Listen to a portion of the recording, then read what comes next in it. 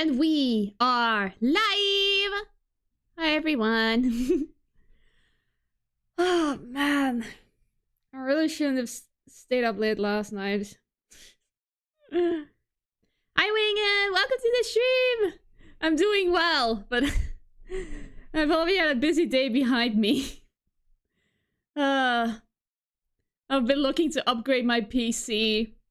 And I've been scouring like multiple PC builders today already.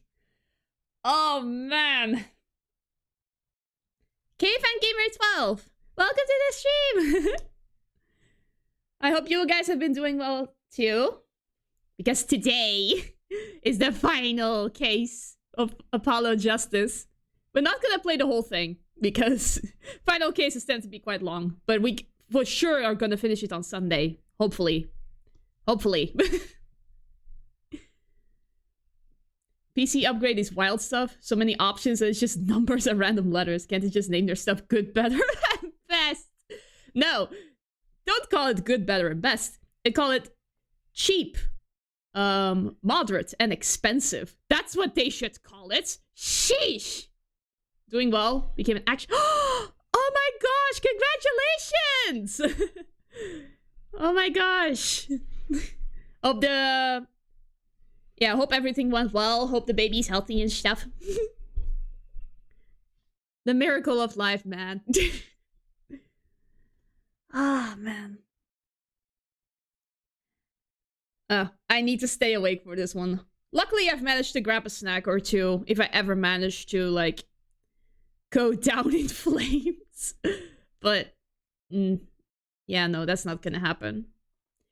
So, we shall begin. I'm so looking forward to it. Went well, everyone's healthy. Can't wait to teach the kid to be a gamer nerd. Heck yes! Yeah, start to save up already for their gaming PC.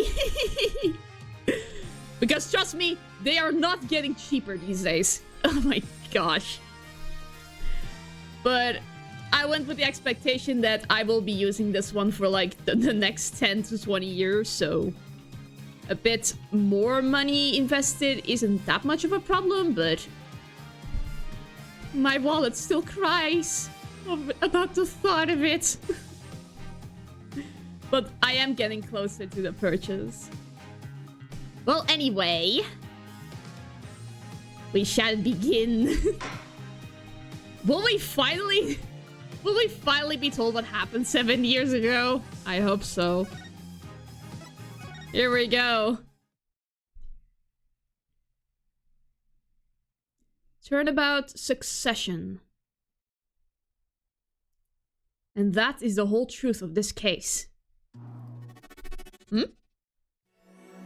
What?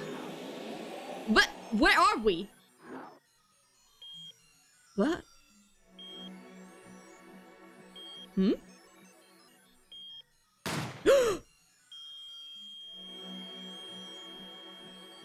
What? In order to understand it myself, I had to know the story of these last 7 long years. What is this? The Matrix? It all comes down back to that card game, huh? Sheesh. That one card game ruined everything. Nothing happens by chance. All is connected. Why are we switching between two planes of existence? What? What is that? And now, you stand ready to begin the final chapter of this story.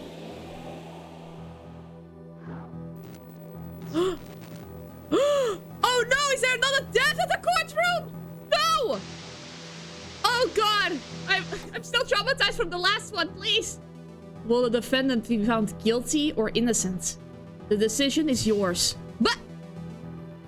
What? I thought you were in jail! What? Oh gosh, I am already so confused. Oh no! This is gonna be a roller coaster, isn't it? This sure is an opening to the case. Yeah. Well, what was that Matrix thing? Anyway, we shall make sense of it now. October 7th. 10:37 a.m. Write Anything Agency. Hey, Paulo, look! On TV! Look, look! Yeah, I'm kind of busy. Whoa, look at that! He's the last Grimoire, right? Amazing! I don't care. Apollo! You should be watching this! Ow, ow, ow, ow! What? What? I was writing about the last case in my journal. Oh, he keeps a journal. Where is I supposed to write things in records, Apollo, not journals? And why now? That case was 3 months ago. Hey, it's a long story. I did a lot, you know? Yeah. Oh, so many times we had to rewatch the same clip. I want to vacuum pack the feel of the moment for later. Yeah, that takes a while to write down. Right now, I'm wowing the crowd by figuring out how Lamoror disappeared. It's been more of a sensational hit piece there, Apollo. That's right! Uncle Valo did that illusion too. But you're missing him on TV right now. I was just getting to the good part. I suppose I should watch a little TV with her. After all, her father's expecting me to look after her while he's away. He's still gone? It's been 3 months, Phoenix! What you're seeing now is a rehearsal of the greatest magic show on Earth. Happening right here at our very own Sunshine Coliseum. The Sunshine Coliseum? Oh gosh, that's where the concert happened. Hey, that's where the Governor's concert was. I have a bad feeling about this. Only 3 more days until miracles happen here, right before your unbelieving eyes. The legendary group Grimoire is performing for the first time in several years.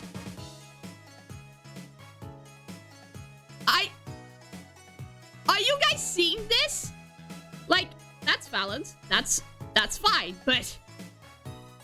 That's the dude that died in the first case! And that's Lamoror! What? What? What? It's going to be great! I'm so there! Juicy, are you not seeing that Lamoror is in the middle of the screen? You and Daddy are coming too! The legendary Grimoires. If Juicy's real father was still alive, he'd be on that stage performing miracles. Apollo, do you not recognize the first victim? Oh my gosh, you guys are blind. I've got the tickets and everything. Here's yours, Apollo. Okay, ticket to the premiere showing of A Grand Illusion by the magician Valent Grimoire. Not by Juicy's father and the Lamoror double. Is that Phoenix? Ah, you are here. Working hard or hardly working? Hi, Phoenix. Hey, how have you been? Hi there, stranger. Not exactly the kind of greeting I want to hear from my own kid. Though he has been gone a long time. Oh my gosh, he treats me like a babysitter. How goes it, Trissy? Here, I got a present for you. Yay, pudding! I love pudding! Ooh, it's farm fresh! Not just one pudding, but 3 whole cups! I'll have to pace myself. Well, I'm beat. That's right, Daddy. You're on a top secret mission. You've got to take it easy with the secrets, you know? How right you are. So, you still can't tell us what your mission is? No. Maybe this time. It has something to do with you anyway. Huh? With me? Ooh, maybe you're getting a top secret mission too. Maybe you can be one of those guys. A spy. Can't that just be a defense attorney? Poor Apollo. He's stuck in this conspiracy. Along with the rest of us. To be honest, telling you about the mission was my whole reason for coming here today. What? Tell me. Have you heard of the Juris system? You've heard of the Juris system, yes? The Juris system? That's right. The new legal system everyone's talking about. I have never heard of it, sir. Have you heard of it, Apollo? Huh? Maybe? No. Maybe not as many people are talking about it as I thought. Because you are thinking about it constantly, I bet. The Juris system, huh? Okay, what is it? So, Daddy, what's this Juris system thing? Well, Trucy, do you know what a jury is? I've heard of it. Isn't that those people who sit in court in those old courtroom dramas? The ones who get to decide if a guy's innocent or guilty. Do you know, Apollo? Only from TV. It's 12 people chosen from the community, right? Well, they're thinking about reviving that system. Really? They're calling the new system the Jurist system. Very original. No, we're doing whatever you like, Your Honor. Oh, not quite that harsh. The jurists cooperate with the judge.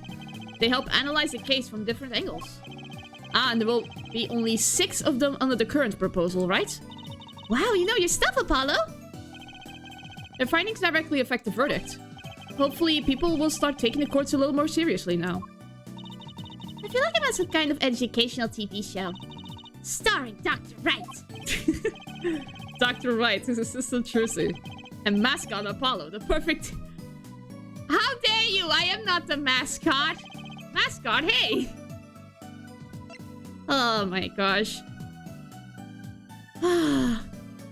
Poor Apollo, he's just stuck with this guy who doesn't even see him as an equal. So, what is this secret mission? The jurist system is my mission, more or less. Anyway, keep in mind that new ideas like this system are always risky, Apollo. Too true. Everyone's got an opinion, and they just talk and talk, and nothing gets decided. Kind of like you, Apollo. I'm not that bad, am I? In any case, we're going to give it a shot. A test, if you will. I don't like tests. Me neither. We'll take a case as a sample and choose 6 jurists. I'll be the one helping with that process, incidentally. Of course, you. Helping how? Well, for one, I'll be chair of the Jurist System Simulated Court Committee. Wait, is that what the Matrix is? The chair constructs the ideal situation, choosing the case, the jurist candidates, even the judge, and the courtroom. Wow, it's like you have a real job. Wow, this, Trucy. I was never that good at the piano, to be honest. Once a lawyer, always a lawyer, I guess. The trial's tomorrow, by the way. Don't miss it. The trial simulation, that is. A simulation, huh? Sounds interesting. So, what kind of case is the trial simulation about? Well, since it is the first run-through of a new system, I wanted something simple. Good thinking. No sense wearing yourself out on something too serious. True, the case is a murder. Wow, way to be simple there, I guess, Phoenix. That's not simple at all! True. By simple, did you mean that the defendant is... guilty? Yes, most likely. So, good luck, Apollo. With what? What's the trial tomorrow? You're defending, of course. And you've only notified me of this now, Phoenix? I thought that I said it had something to do with you. Go for it, Apollo. It's just a test case anyway, no sweat. Yeah, but there's still a verdict to be decided. And a potentially serious sentence. The most serious in the worst case scenario. Ah, you mean the verdicts were real? That's not a test trial. That's a real trial. All the forms have been filed. There's no turning back. Oh my gosh, Phoenix. Thanks, Phoenix. I'm sure we can prepare properly for a court case in 5 minutes. I mean, that's what happens in every case, to be honest. The trial begins tomorrow at 10 p.m. Hope you can make room in your schedule. Why am I the only one hearing about this now? Ah, yes, there was a change this morning. I picked a new case. Eh? Something that happened last night. What? Alright, so what case are you going to use? You really want to know, don't you? Of course I do. I mean, I'm going to be defending, aren't I? If all goes well, then yes, of course. This is just a test. We wanted everyone to start without preconceptions. A blank slate, as it were. There's a difference between having a blank slate and just being totally clueless. Whose dumb idea was that, anyway? Well, mine. Committee chair, remember? Phoenix, why? Oh. Well, if you want to know that badly, I suppose I could give you permission to examine the scene of the crime. Yeah, the bare minimum. Thanks, Phoenix. Blank slate, no slate, almost the same thing. Oh boy. Good, that's better. But you can't talk to anyone involved with the case. Why not, Phoenix? What? Then how am I supposed to defend? You let me worry about the details there. Remember, I'm in charge of this trial. All of it. But you don't want it to backfire, do you? Apollo, if I am in charge of the whole trial, that means the entire affair is my responsibility. For good or for bad. Oh. If it backfires, it's your behind that's gonna get roasted and not mine. Just do what you can. And don't worry, I know what I'm doing. Alright. I recommend going down to the detention center. Your client's waiting for you. You can ask about the scene there. But you just said I couldn't talk to anyone involved. Oh, you could talk to your client. If you can get her to talk. Well, time's wasting. Oh, hi, Pikachu. Welcome to the stream. This is... oh... I don't even know what to think of this opening. Hey, Apollo. I know you're all excited about that secret mission. But what about this? The TuMiiA Grand Magic Show. Huh? Oh, right. The card tricks. They're not card tricks. They're grand illusions. Miracles. The apocalypse. Heaven and earth will... So what? That's 3 whole days from now. It's at Sunshine Coliseum. Let's go. Let's go today. We can say hi to Uncle Valen. Have fun. Oh. Wow, rude, Apollo. What? I can't go by myself. You know I'm not very outgoing. Right. Why not go with her? But what about the secret mission? Oh, don't worry about that. You'll hear all about it tomorrow regardless. I don't trust that smile. He knows something that he's not telling me. Listen. This guy is such a jerk. This guy... I don't even know why I'm putting up with this guy. Ariel, today we're doing fine. Just figure out how to deal with this mess of a man. Yippee! Now you can take me to the Colosseum. I suppose it wouldn't kill me to pop over there. Ah, Grimari. That reminds me. What's this, Daddy? Isn't that Silk Hat the Grimari seal? Consider it a birthday present, Trizzy. Thanks, it's great! But... today isn't my birthday. Good point. What day is it today? This mess of a man! Today? I think it's Recycle Your Plastics Day? Then it's a Recycle Your Plastics present. Oh. Yippee! So it's plastic! I've given up trying to understand them. It's much easier that way. So, what is it? Can I open it, Daddy? No. Then what is the point of giving it to us?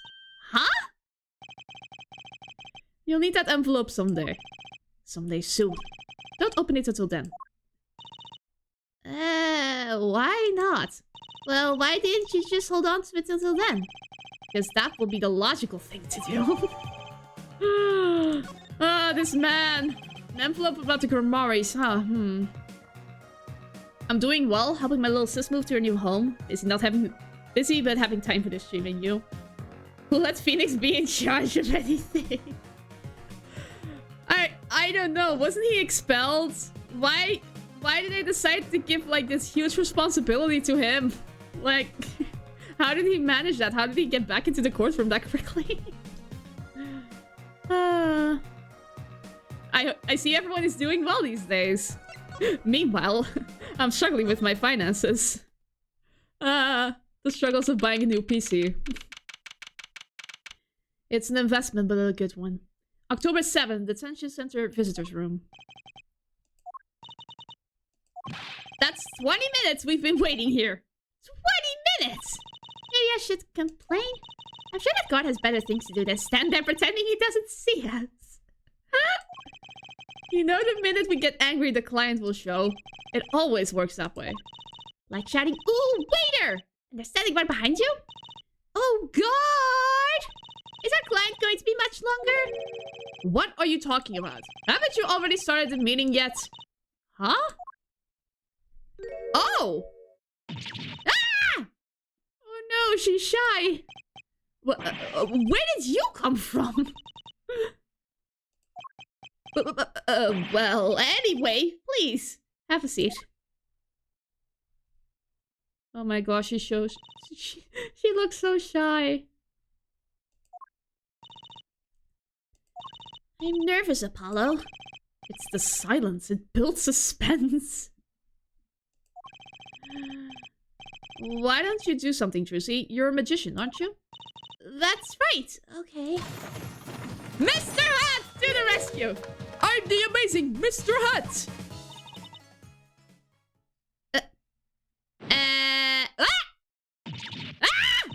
She passed out! Miss Magic Underwear might have been a bit of... That's magic panties, Apollo! Do you speak? Hi. Well, I'm your defense. I really think it has to be fate, you know? And by fate, I mean destiny. Did you know I'm good with astrology? Tell me, what's your... Apollo, what are you doing? I can tell you mine if you'd like, Apollo. No, never mind. I just got carried away there. I seem destined to get difficult clients, it seems. Yeah.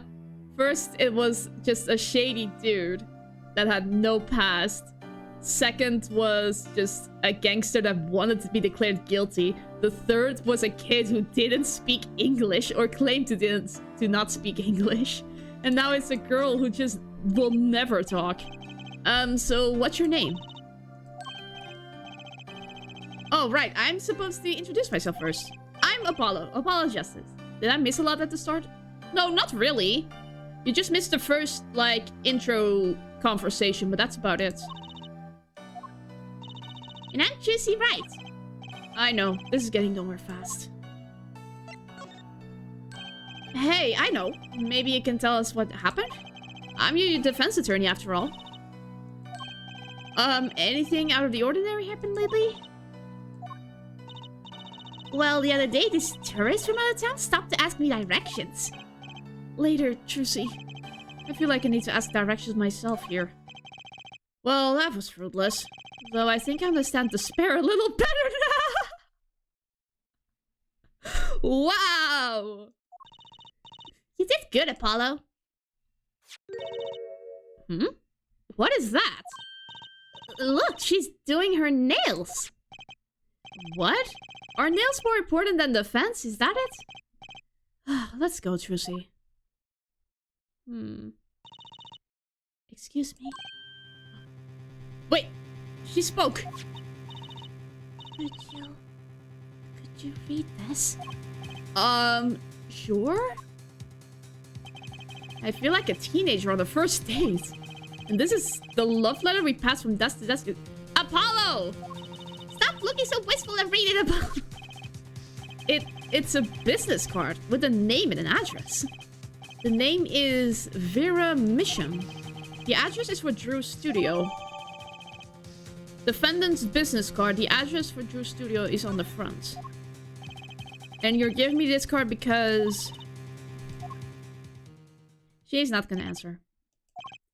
Well, looks like we're finished here. I wonder if Drew's studio is the scene of the crime. Let's go find out. Alrighty. Let me see. Okay. Yeah. That's a crime scene, alright. I see the body outline. Someone is a little shy indeed. Oh gosh. This case is getting more complicated by the second. Wow, this looks like... It looks like a studio. It's like life imitating art. Or maybe it's the other way around. But the tape on the ground there, it's a bit jarring. Yeah, looks like we found our crime scene. Apollo, look at all those paintings! Hey, don't touch those. It's okay, I'm just looking. That is an abstract piece. That is realistic pufferfish. And that is a landscape painting. Huh? Apollo, look at this one. There's not much color in this part. Looks half finished. You can still see the rough sketch underneath. But that's odd. The rough part doesn't look like the rest of the painting at all. Yeah, good point. That is odd. Obtained at Drew's studio, only half finished. The rough sketch is still visible. All the paintings have a really different style, too. Ah, I thought I might find you two here. Oh, hi, Emma! Emma, long time no see! Oh? Seems like I run into you two far too often. Oh, but I know why you're here, too. You know about the trial simulation tomorrow? I've heard about it, sure. So Mr. Wright chose you, huh? We don't even know what the case is about. Well, he was killed. The artist who owns the studio, that is. Mr. Drew Mission. And his daughter was put under arrest. Yeah, we just saw her at the detention center. It was funny, though. She seemed more like a victim than the kind of person who could commit murder. You don't say. Not even by poisoning. That's how it was done, you know. Ah, that makes more sense. Poisoning is a common way to get the job done when the murderer is a woman. Poisoning? Anyway, Mr. Wright told me you'd be coming. Feel free to take a look around. I'll just be over here with my snackos. We can't talk to anyone related to the case this time around, which means we'd better find out as much as we can here at the scene. Or else. Are we allowed to speak to Emma? So this, Drew Mission was some kind of artist? Apparently. Did a lot of illustrations for books, I hear. And a lot of female fans, too, for what it's worth. Oh? Well, I guess his stuff is kind of pretty. Like that old painting of... Like that oil painting over there, for instance. Yeah. Now that I'm looking in her direction, just...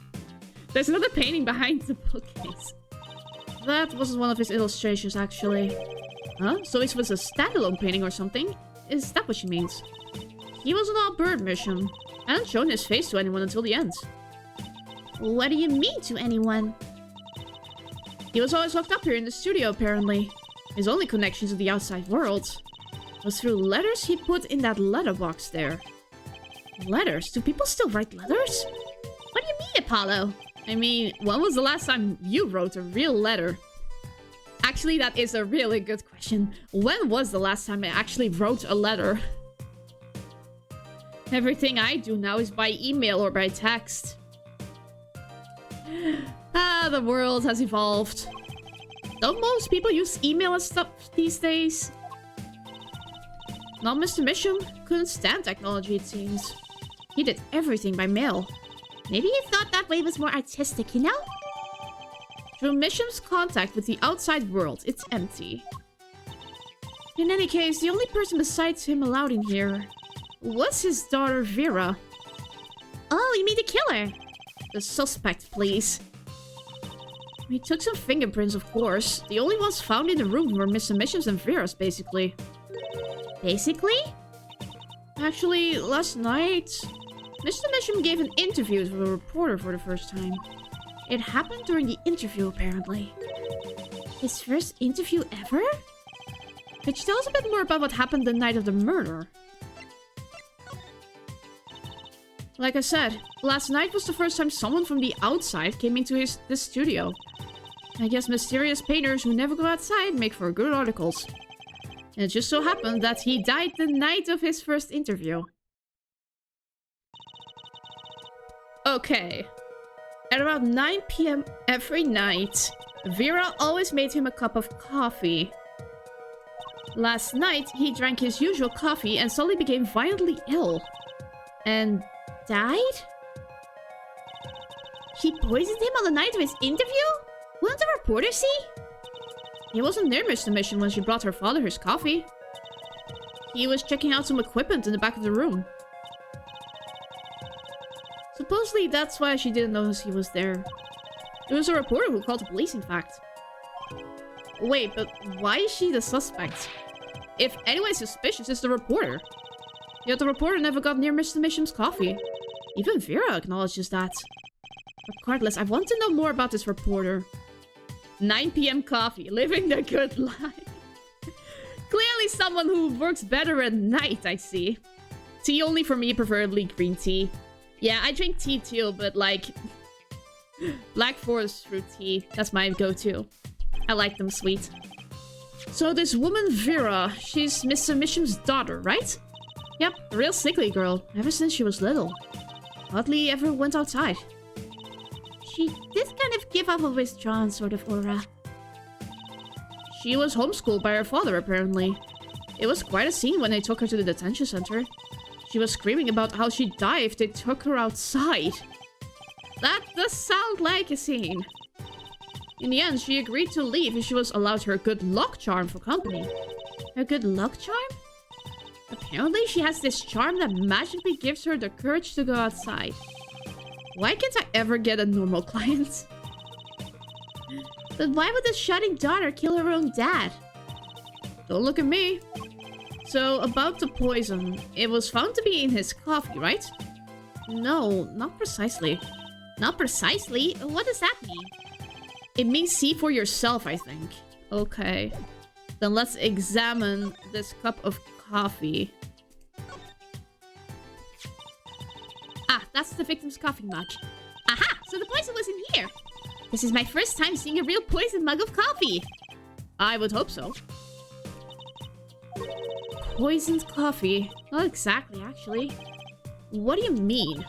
No traces of poison were found in the coffee. What? You'll have to figure out the rest yourself. I'm officially not on your side, after all. Coffee mug added to the court record. Okay. I am curious about this blue lip mark. Did Drew wear blue lipstick or something? Hey, look there! That stain doesn't look so healthy, Apollo. That must be the Blue Mountain stuff we've been hearing about. Something tells me that even Blue Mountain coffee isn't this blue. No, the stain is probably... Better ask Emma. Okay.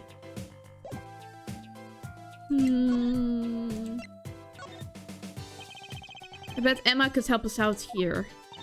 Don't forget, flattery will get you everywhere with her, Apollo. Huh? What are you two whispering about? Well, I was thinking... I mean, what is it we always do when we run into you at a crime scene? What is it we always do scientifically? Ah, you know me too well. Okay. Okay, meaning we can get scientific now? Oh, I suppose. Just this once. Bring me anything you find suspicious and we'll check it out. Bingo! Never trust first or second spring. Oh, you're talking about the weather. The greatest of, like, daily talk. Never trust the first or second spring. Third spring might be the real deal. In which spring are we now, then? Is this the first or the second spring?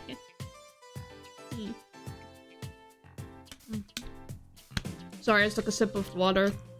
Emma, about this mug. There's a pale blue, residue on the rim. That. Oh, yes. Well, it's just a rumor. But I've heard there's a kind of coffee called blue... Not you too! I'm pretty sure it isn't actually blue, Emma. Ah, right. Okay, you got me. That's left over from my testing spray. Forensic science! I knew your hobby was behind this somehow, Emma! It's not a hobby. So what kind of scientific stuff were you up to? This spray, that's what. It turns blue when it touches poison. So the poison that killed the victim was on this mug. That's right, see? It wasn't in the coffee. The killer applied it to the rim of the mug itself. Wow, science is amazing! It certainly is helpful. Maybe Emma's be willing to help us out a bit more. You should try buttering her up, Apollo. They say flattery will get you everywhere. It's certainly worth talking to her a bit more. About poison analysis. I was afraid you were going to ask about that. See, this solution is used to test for atroquinine. Atroquinine, the deadly poison found in the autopsy. Uh-oh, I know that spark in her eyes. She's getting excited. Let's tread lightly. It's one of the most virulent poisons, but it's absorbed into the body astonishingly slowly. It takes at least 15 minutes from the time of ingestion for adverse effects to show. Oh, and guess what? Recent research has shown... That's fine, really. We don't need to know all the gory details. I think I get it. You just spray this stuff on something you want to test, right? Precisely. You can find even the slightest trace of poison with this. I'm gonna try it too, Emma. Pretty please? You don't have to ask twice. I already use it on everything suspicious, of course. Yay, let's give it a whirl, Apollo. Ah! What are you doing? I was just seeing if I got a reaction off of you. Did you spray it in my eyes? How's this for a reaction? Never do that again. I am not poisonous. Tell that to those hapless witnesses on the stand. What, Trucy? Let's just get down to checking for real poison, shall we? Okay.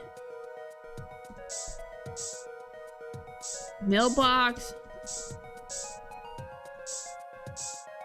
Coffee mug. We have to see something, right?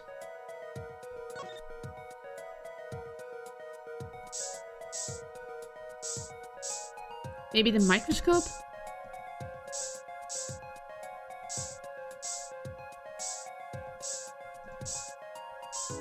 We have to find something suspicious.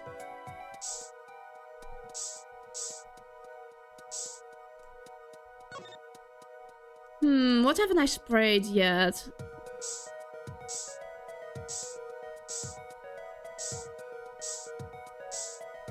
All the photo frames.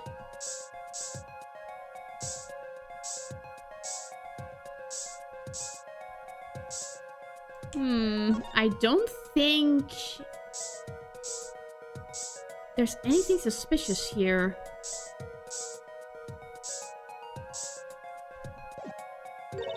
Too bad, no reaction there. I'm sure Emma checked out all the likely spots. Wait a second. What is it, Apollo? Did you spray that little desk over there? I don't think so. The spray probably can't reach that far, you know? Let's check it out, just to be sure. Oh! Seriously? I sprayed that one 3 times. Oh, it's this little one right here.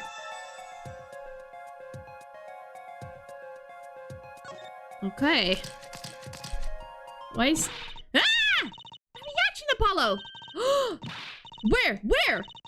The inside of that cute little frame. Look! Well, would you look at that? Nice going, Trucy. I'm known to work magic. Never mind that I was the one who found it. Frame measuring 2 inches by 2 inches bears traces of deadly poison. Why is that in a random frame? Why would the inside of that frame have poison on it? It looks like we found the only other place that was poisoned in any case. Well, I am still curious about that painting. This one. Hey, there's a painting hidden back here. Hey, you're right. What if it's embarrassing somehow and didn't want anyone to see it? You certainly seem pleased by the possibility.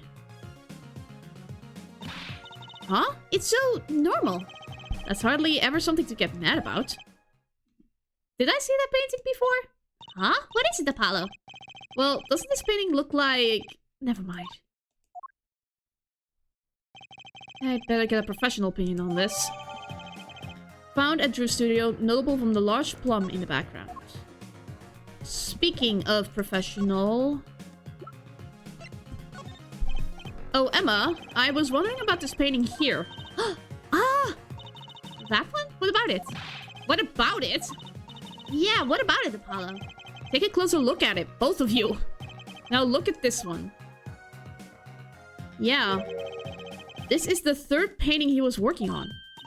Hey, they're the same! I was hoping you wouldn't find that. You're right, though. Your mission was copying this painting. Wow, it's pretty good. Copying a painting? What for?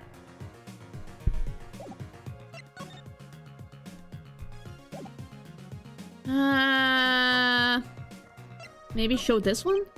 Emma, about this painting. Oh, that. Quite good, isn't it? That's not what I wanted to ask you about. You wanted to examine it, is that it? I'd be happy to let you if you had a good reason. But without that, sorry. I guess she wants us to do a little footwork on her own first. For the black market. I was wondering about this painting here. Yeah, it's the same.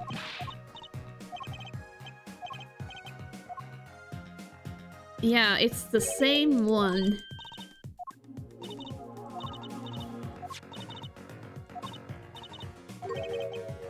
Copying a painting. That's a bot. Copying a painting. What for? What to show? What to show? What to show? Let me examine the painting a bit. There's this black mark. Apollo, look at this painting. You can see the rough sketch. Oh, looks like it was only half completed. Huh? That's funny. Do the rough sketch and the finished painting look totally different to you too? They do, actually. What is this all about?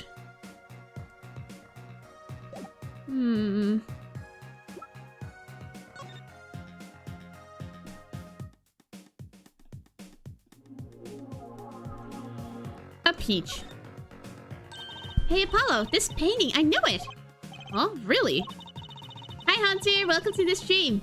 It's a story where the old woman is doing the wash in the river. And this giant peach comes floating on down. That might possibly be the strangest thing I have ever heard. Okay. I want to talk about the forgery place, but how do I do that?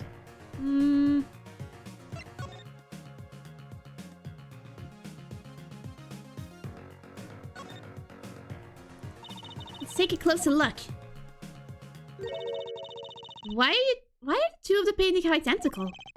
Certainly is a bit curious, and a whole lot of suspicious. Yeah, there's another cup here. Is this one poisoned? I imagine this coffee cup was for guests to use. Guests? Did the police already analyze this cup too? No trace of poison was found on the cup, so the killer was after Drew mission alone.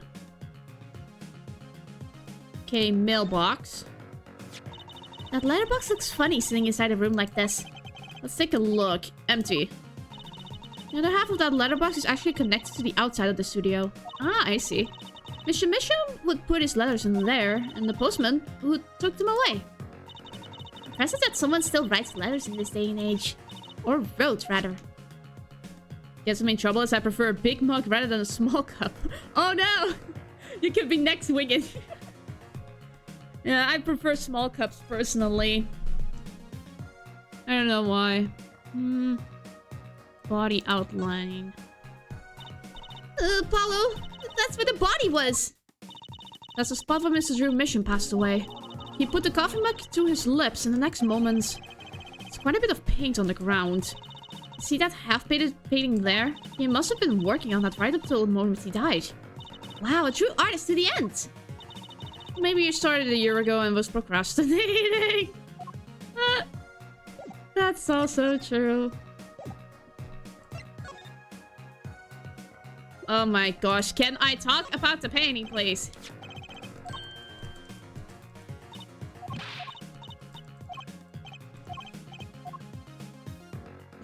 I don't know. I feel like I need to get into more on the forger side, but Emma won't say a thing about it.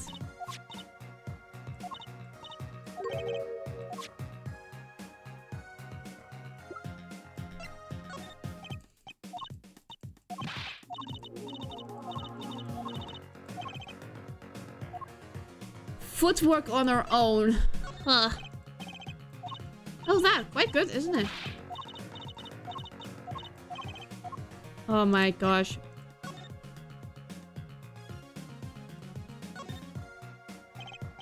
Well, what do we have here? It looks like a person thinking about something. Maybe they're worried? Like, what should I have for supper? A hot dog or a hamburger? I prefer a hamburger, personally. You know, I've always wondered about that.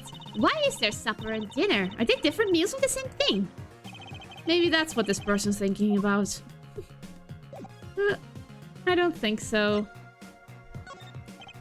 Emma, I was wondering if you could take a look at this. Yeah, no.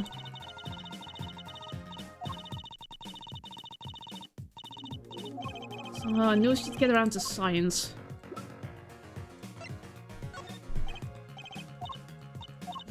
There's atroquinone in this frame, Emma. Sheesh. I don't think...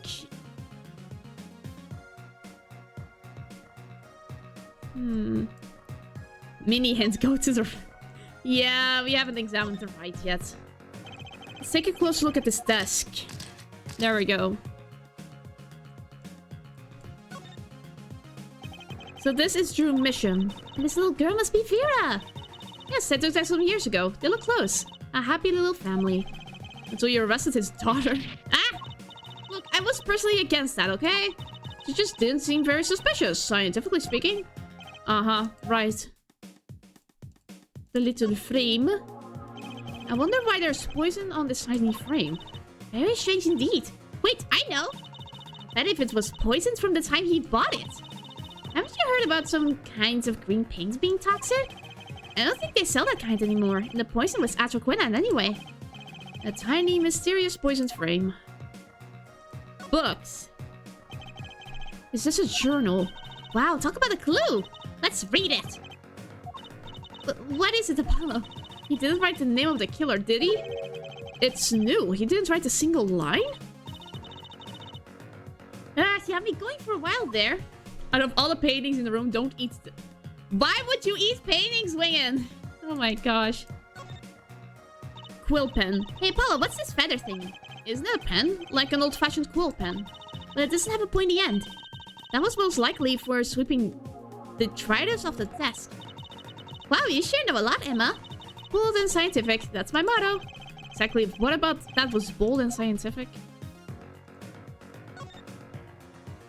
Oh, I see something. Something about the way the figure is posed. I've seen that pose before. Objection! It's you, Apollo. See, you're making one of your flamboyant gestures. Please, I am a professional. I wonder why I posed like that. Coincidence?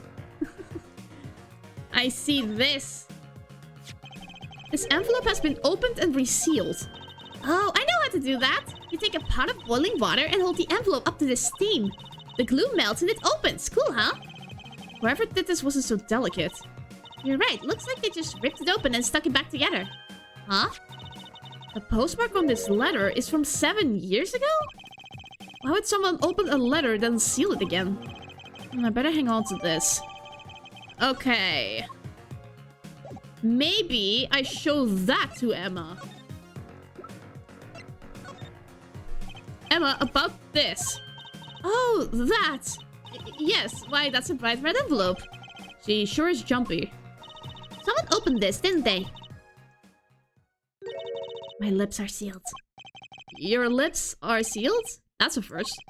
You mean you know what's inside the envelope? Sure, I read it after all. Ah, you mean you were the one who ripped this open? Ha, please. I would have steamed it open. But she did sneak a peek at it, apparently. Know that I have a powerful weapon on my side.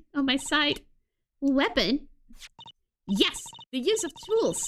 Highly specialized tools for information gathering. Tools I wouldn't mind getting my hands on. You should try flattering her, Apollo. You say a little praise can open big doors. Never heard that one, but it's good advice. Let's try talking to her some more. About that envelope we found, I was wondering if you could help us out with that tool you were mentioning. Hi, Rosenthal. Welcome to the stream. We are busy investigating a poison murder. You want to know about my tool, do you? It's called an X-ray analyzer. X-ray? Like the X-rays you get at the dentist? That's right. At least that's what I call it. Huh? It has a real name, but it's much more complicated. The X-ray spectralization. X-ray it is. Something. How am I supposed to remember all that? Yeah, it's fine. Just call it X-ray. How are you in the gamies? I'm doing well. We're busy. No, Wigan, no! So basically it lets you see inside things like envelopes. That's right. You're sharp, Juicy. It's a bit more complicated than that. In practice, of course. Actually, to tell the truth, I'm not really sure how it works scientifically. Can I try it out, Emma, please? Oh, I suppose. Of course, I've already checked out everything suspicious myself. Alright, let's give it a spin, Apollo. Ah! What are you doing? Oh, just seeing if I could see through your hair. But it's like lead. Point that thing at me anymore, and it might all fall out. And I would need an X-ray machine to see through. Oh my gosh, poor Apollo. Let's just get down to business, shall we? Right, let's test it on a sample first. It just so happens that I have a lottery ticket here.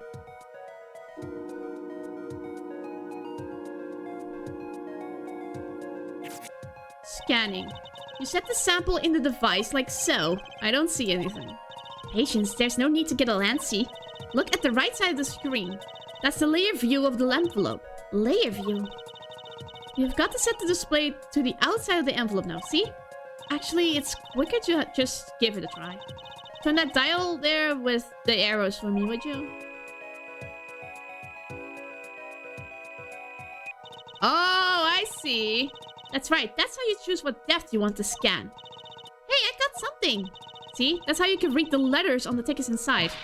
Cool, huh? Except I can't read them. Just turn the dial a little more. But you have to understand that a sheet of paper isn't really flat at all. When you zoom in that much, you see that paper is like a bunch of hills and valleys. Wow, really? This X-ray device uses a beam with a wavelength of only 0.05 microns. It breaks cards down to thin layers, so it can only show what's written on that layer. Think of it as like Photoshop. Like, you lost me with paper and hills and valleys. Think of it like Photoshop. There's, like, one layer can hide a different one. And there's different stuff on top of other... There's layers on top of other layers, you know? That's why we go on to step 2. Try rubbing the image a bit if you would. Rubbing? Like going over the image with...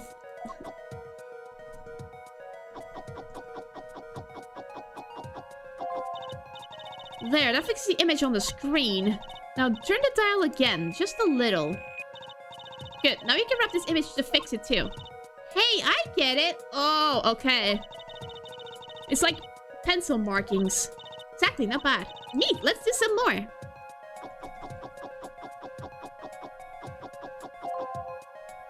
Okay.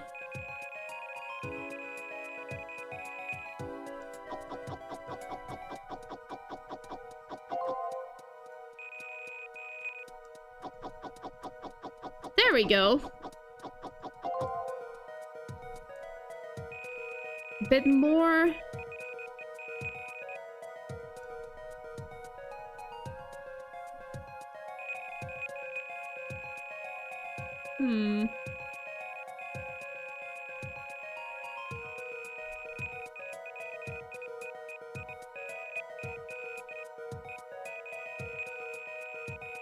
This is grating on my ears.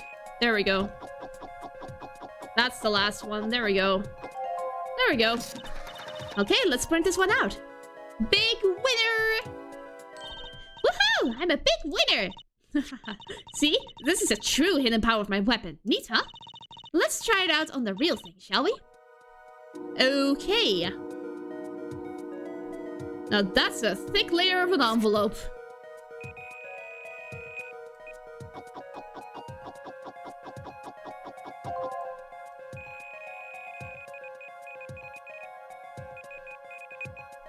You missed Emma? Yeah, she's very nice to be around. And I like these mini games too. Come on. Okay, we see letters, but I can't read it quite yet.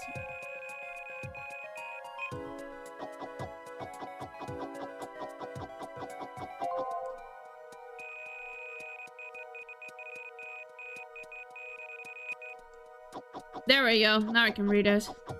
Mr. Drew mission, I've deposited the $100,000 into the designated account. Okay, let's print this one out. Please send a receipt once you've confirmed the transfer. Someone deposited $100,000 into Mr. Mischief's account? His paintings must be really valuable. There's another page in there. Care to take a look? You bet I do. If you're going to read someone's mail, you might as well read it all.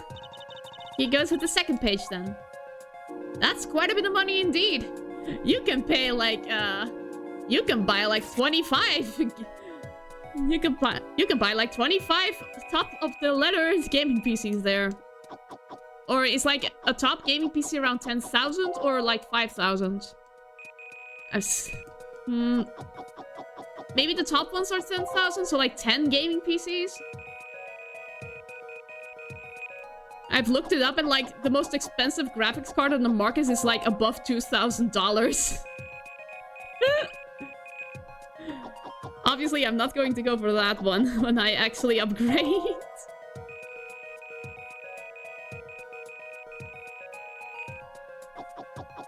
sign the papers and send the enclosed envelope with the enclosed stamp within 3 days. I need not remind you to speak of this to no one. Okay. So it was a letter about payment for one of his paintings. Why all the secrecy, though? And what? Why was this letter the only one in here? It's 7 years old, right? Maybe it had some special significance to him. Well, Emma? Well, indeed.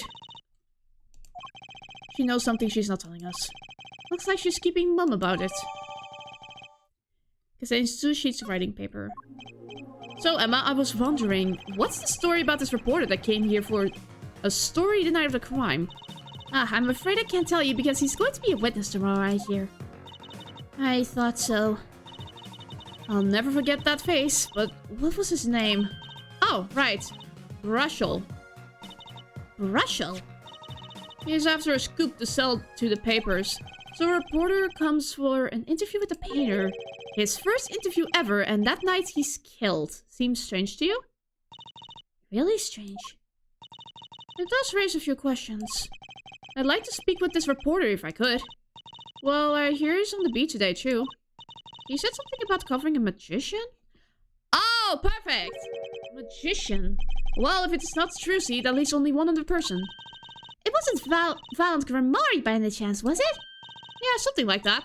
He's got some big show lined up, I hear. So he's out interviewing Valent Grimari. Looks like I'll be heading out to that Colosseum again sooner than I thought. Here, I'll give you that reporter's card if you want. Alrighty. We can show it to Valent for more information. This is going surprisingly smoothly. We're gonna be finished with this in like half an hour, I hope. Woohoo! This is it, Apollo! The place where magic and dreams converge! Just a while ago, it was the place where murder and nightmares converge. Let's go say hi to Uncle Valent. What about the case? Only a performer laughs like that. The young Miss Trucy! How often I hoped we meet again, only to tell myself it was an impossible dream. Uncle Valent, how's it going? I'm glad to see you too. Of course you are. Humility is definitely not one of his stronger traits. Well, Miss Trucy, how does the day find you? If you come to give me flowers, do it after the show, I beg you. Actually, we came to wish you good luck. And congratulations on your big magic show. Oh, but it is I who wish to congratulate you. Not everyone is so lucky as to witness miracles, such as the ones I shall perform. Yeah, you're amazing. We get the picture. The world will watch in wonderment as magnificent illusions are reborn. Here, on stage, by my hand. Oh boy. Everyone's talking about the big magic show. Only way he could get less humble is if he said, I'm the most humble person. Yeah. If you see someone brag about their most wonderful traits, then they're not humble at all. Is it true that the Grimari miracle is back after a 7-year absence? Miss Trucy, I must apologize. This show and this honor should have been his. Daddy. My co-magician in training, Zach Grimari. If that terrible thing hadn't... It's okay. Your father was a great magician, Trucy.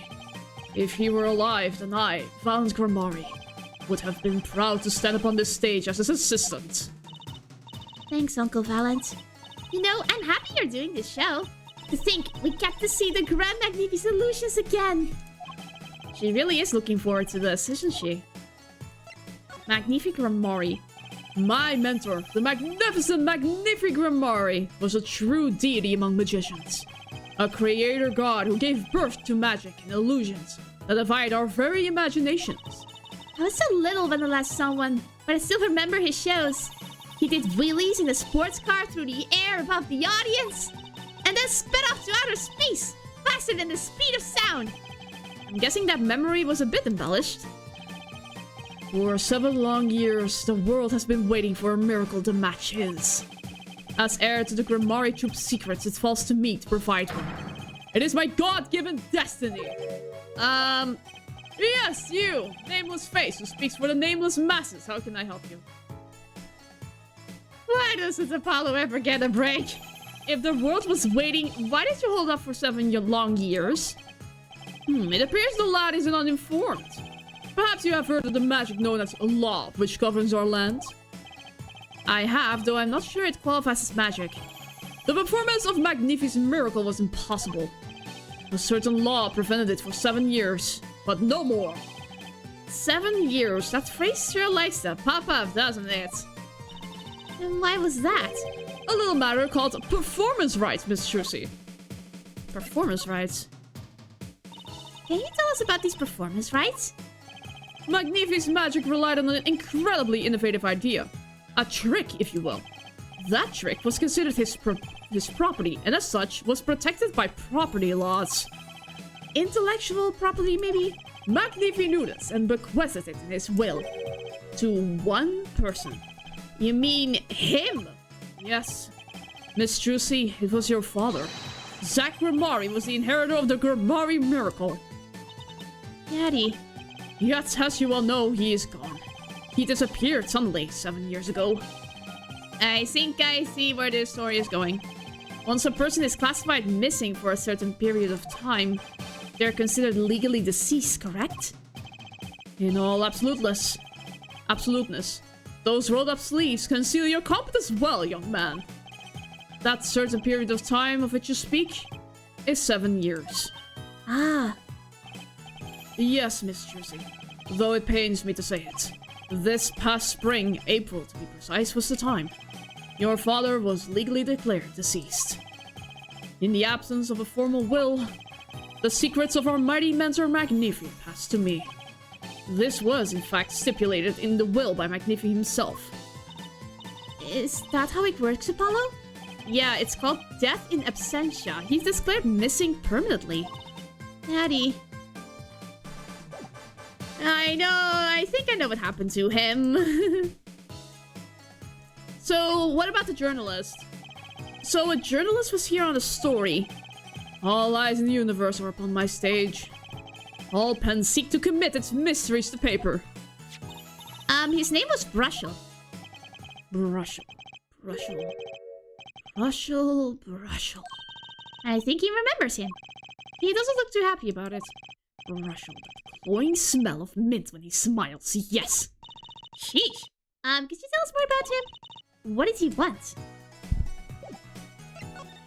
I think he was trying to, like, figure out how magic tricks work. A man by that name called on me just now. Valen's vision is always toward tomorrow. Valen's feet step always forward. That is all. That's all? Very confusing. I am to perform a big magic show, yes? I wanted someone to cover it. Yet he had ears only for that incident. In any case, I requested that the rapacious reporter remove himself. So a painter has died. What of it? It is but a footnote in the footlights compared to the magic of Grimari. Uncle Valen, do you know where the reporter went? I recommend that he visit that place popular with penalized perpetrators!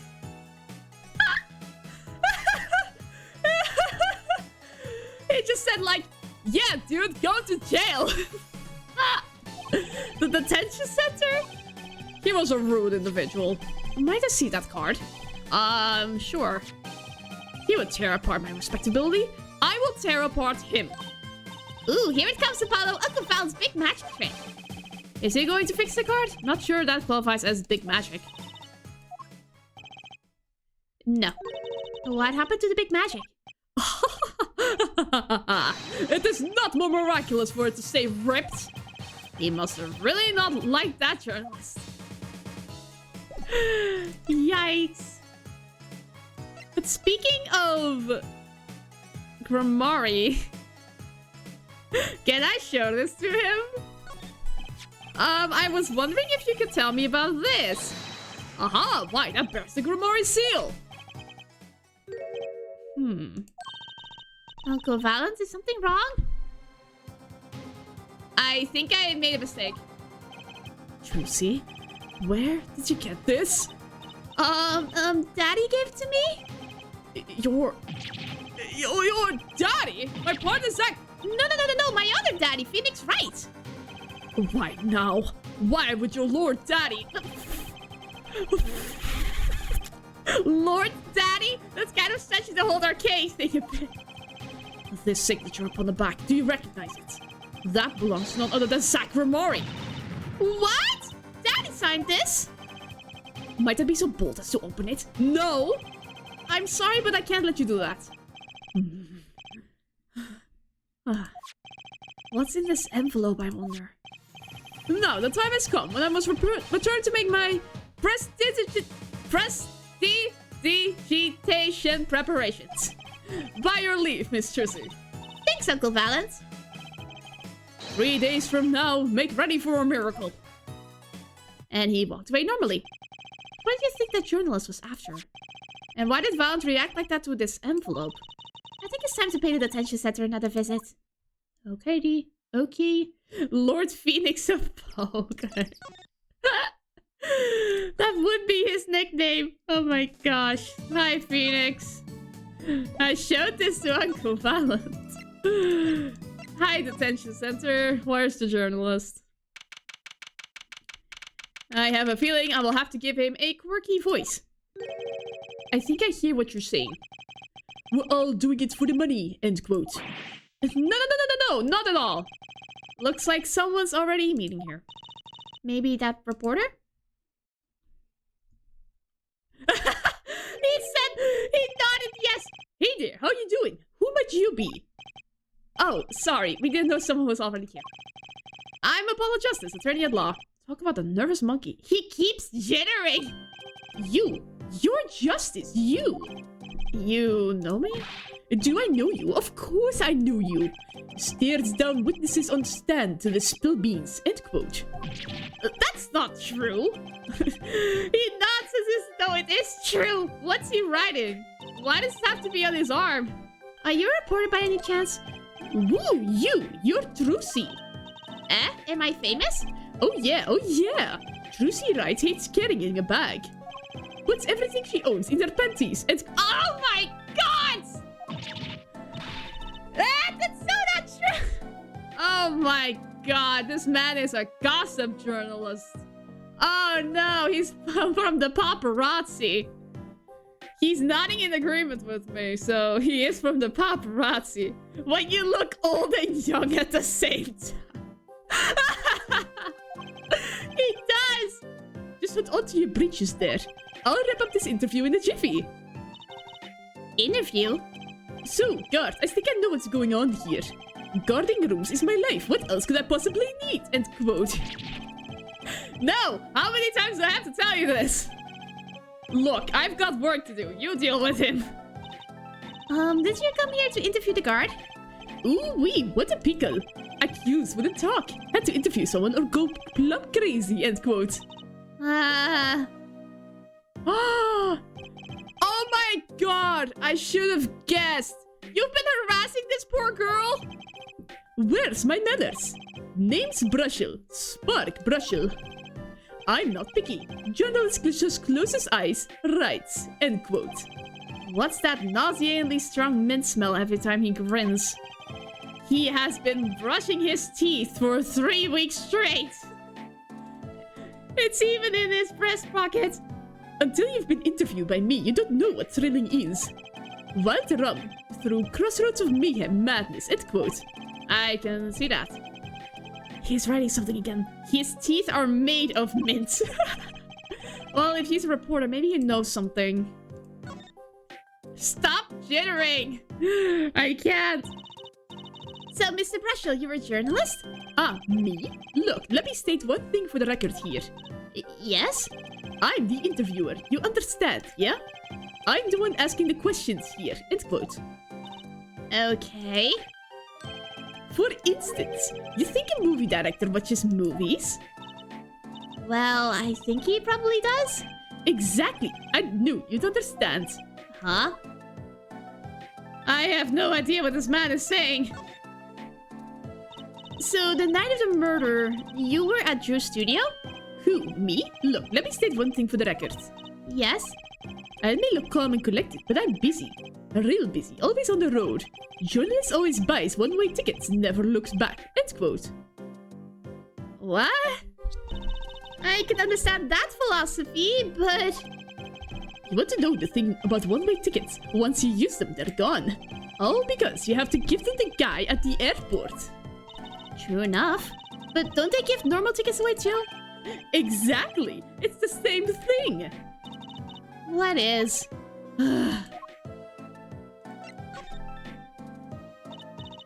So you went to do a story on TuMiiA, and you'd never had a story done about him before? That's right. Look, let me state one thing for the record here. What? I'm sure you're going to want to know about my source. What tipped me off to Drew? Why do the interview in the first place? Well, yes. Look, it's like... Ooh, I've got it. Say there's this burger joint with fabulous ketchup. What? You think the burger guy's going to tell me where he got it? At the supermarket, maybe? I mean... I asked once about, like... I went to, like, a cafe once and they had, like, these super cool, like, little crackers. So I went to ask the waiter and he just said, yeah, we bought them at that supermarket. And it's like, okay, thank you. See you later. Exactly. See, that's what I'm talking about. I think I may have actually understood that one. Well, there's something I can talk about, really. Walls have ears, eyes. Especially glass walls with speakers, end quote. Right, guess we'll leave them. Ah, but since you're here, might as well tell you a tidbit of news I saw. Just for the heck of it. Sure, tell us. Just for the heck of it. I remember it like it was yesterday. Because it was yesterday. I'd seen a movie on the trip and wandered into this burger place with amazing ketchup when an article in a tabloid caught my eye. Famous oil painting stolen from art dealer's gallery, end quote, I believe it was. An oil painting? What was up with his nose there? Happens every day, right? But I thought I'd seen that painting somewhere before. A painting of a giant peach floating down the river. Someone stole an oil painting of a giant peach. Journalists can smell scoop better than burgers, end quote. Is it this painting, sir? Ah, right, let me go on the record here. Yes? I know what you're going to say. Brushel, take this, write brilliant column, end quote. I don't think so. Oh my gosh. Try to understand. What could he possibly be writing? He didn't listen to a word I said. Maybe this one? No.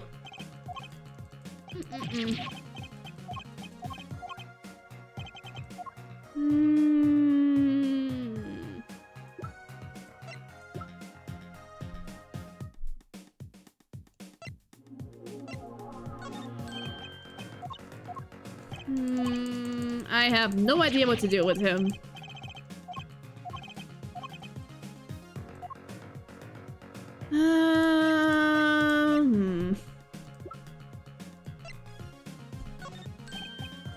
No.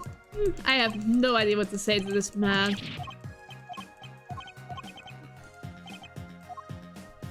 Okay, so...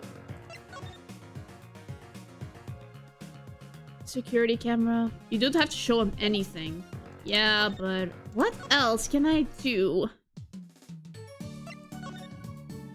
Oh, I can now talk to Emma about the forgery. Probably. Yes. Well, how did it go? Find anything out? Actually, there was one thing I wanted to check with you. What's with that scary face you're making? And what's with the I know something but I'm not telling face you've got going, Emma?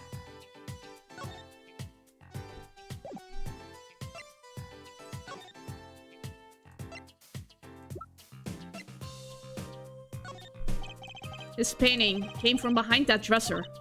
Ah, yeah, so? It was stolen, no? I was hoping you wouldn't figure that out. Do you think you could tell us a bit about this? I suppose. It's what you think. TuMiiA was a forger. A forger! Finally, she admits it outright. Forger. So what exactly is a forger? Forger. Well, basically it's someone who makes forgeries. Fakes, in other words. Fakes? Copies of an original. Exact copies. So precise you can't tell them apart. Well, why not just photocopy them? The big problem with forgeries is that people try to sell them as the real article. It's a crime, of course. So Drew Mission was... a criminal? I'm afraid so. He received money to create elaborate forgeries. $100,000 to supplement his work in illustration, I guess. I see. Actually, that's why I brought this here in the first place. What do you mean? When you're trying to determine if a painting is a forgery, the rough sketch underneath can be a valuable clue. So the rough sketch is like a practice for the real thing. Like doing a magic trick in front of a mirror before you go on stage. But not in the case of a forgery, not necessarily anyway. You know what the finished product is going to look like after all. Oh yeah, I guess you would. That's why I brought this. I'm going to use it to see what's under the paint of the finished pieces. I get it now. Not that I really needed to go to such lengths, seeing as how one of the paintings was only half finished anyway. Still, it'd be neat to see Mr. Mission's rough sketches. Kind of like what he was drawing when he thought no one was looking. True, that would be interesting and maybe valuable for our case. You should try buttering her up, Apollo. Flattery will get you everywhere, they say. Maybe I should ask Emma to help us out.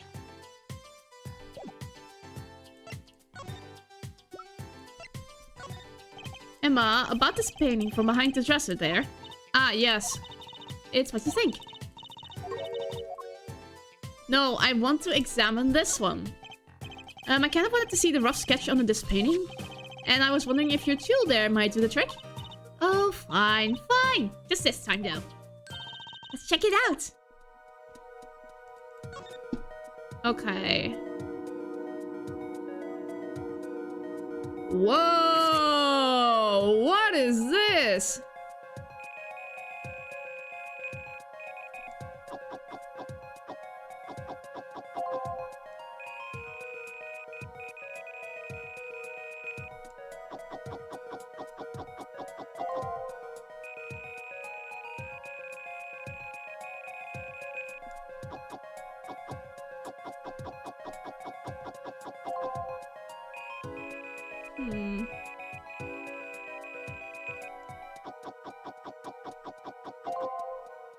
This is a different painting. This is a totally different painting. What? Okay, let's print this one out. Why? What is this? Was this a spy in my Clavier's concert? What the heck? Wow, he really blows. The finished painting isn't anything like the rough. Devices like mine didn't exist until recently. He probably thought he could draw any sort of thing he wanted to for the rough. What do you mean? Well, in the past, you could only analyze the composition of a rough sketch. Composition? In other words, the traces of charcoal between paint and canvas. So you could tell if there had been a rough sketch, but not what it looked like. I think I follow you. So, in essence, it wouldn't matter what was underneath the finished painting. Some pros would actually paint out the rough sketch entirely. Then do a completely new painting on top of that. So Mr. Mission was drawing whatever he wanted before painting over them? Possibly. Is there a problem with that?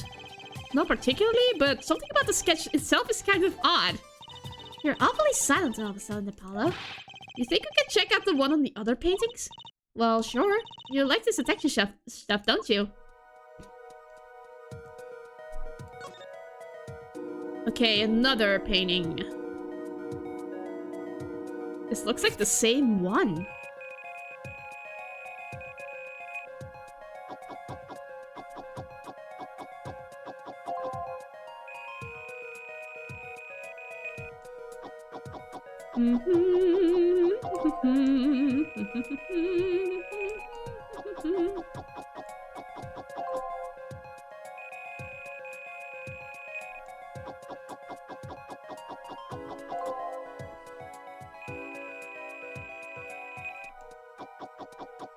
Oh my god! That's the noodle cards! Okay, let's print this one out. This one too. What's wrong, Apollo? You look so serious all of a sudden. You think you could just take a look at the last of these? Fine by me. Knock yourself out.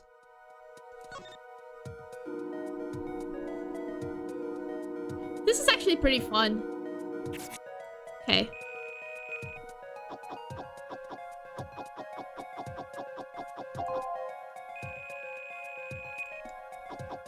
What's gonna be in this one, I wonder?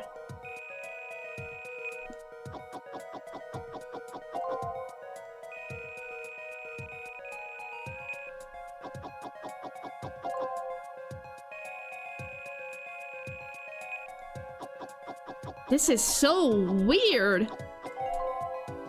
What the frick? A poker match? What? What is this? What the heck is all this? I hesitate to ask why you're getting so like... Those were all from the previous cases! What? You sure your device is leaking some kind of strange radiation? Trucy, look at these 3 sketches. Do you notice anything? That's the poker match. That's the noodle cart. And that's the rock star. Ah! There! Now you're both white as sheets. What's going on? These sketches are of the 3 cases I've worked on. What? The murder in the poker room at the Borscht Bowl Club. The dead man pulling the noodle stand. Then...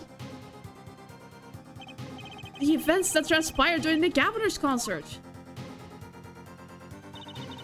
What could it mean? How could he have drawn those things, and why? That's what I want to know. Wait, is Drew Mission your... Give me a break! Does that seem even remotely possible to you? I never even heard of any Drew Mission before. I hadn't even seen a picture of him. But there were my cases drawn on his canvas. Every single one of them.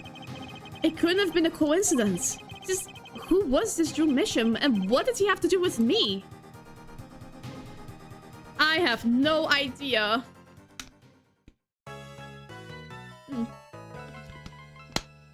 The conspiracy is getting deeper and deeper. Okay, I shall disappear for 1 second. I will be right back.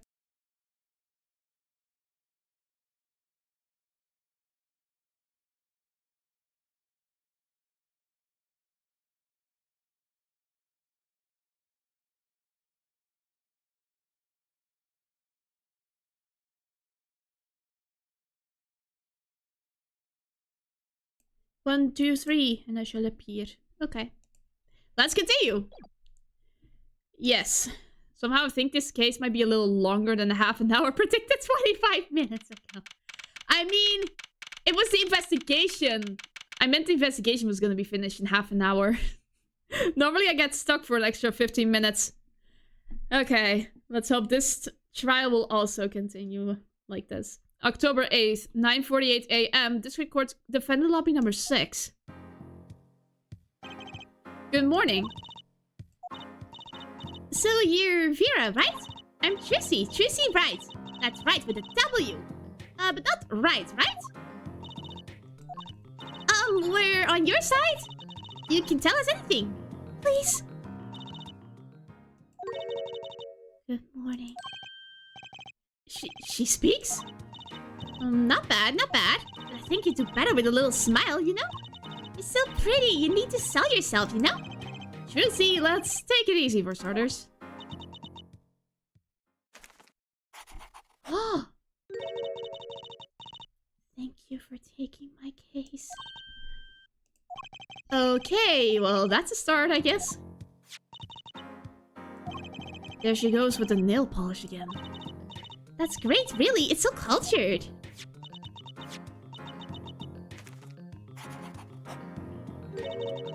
Want to try? Ooh, really? Girls. The victim Drew Mission was a forger, and a stolen painting was found in his studio. A life of crime, really. And maybe one that led to his death. Well, we have to prove that Vera didn't do it. October 8th, 10 a.m. District Court's courtroom number 3. Let's go! Final trial! Final trial! Not the final trial, but final case. Well, we will now, being the, trial of Vera Bishop. Is the judge okay? He looks nervous. His voice is all raspy and he's looking around all nervous-like. The repercussions of today's trial will most likely be felt for a long time, and may indeed alter our legal system forever. Today's a test of the juris system, and the first step towards a new order in our courts. Daddy's secret mission!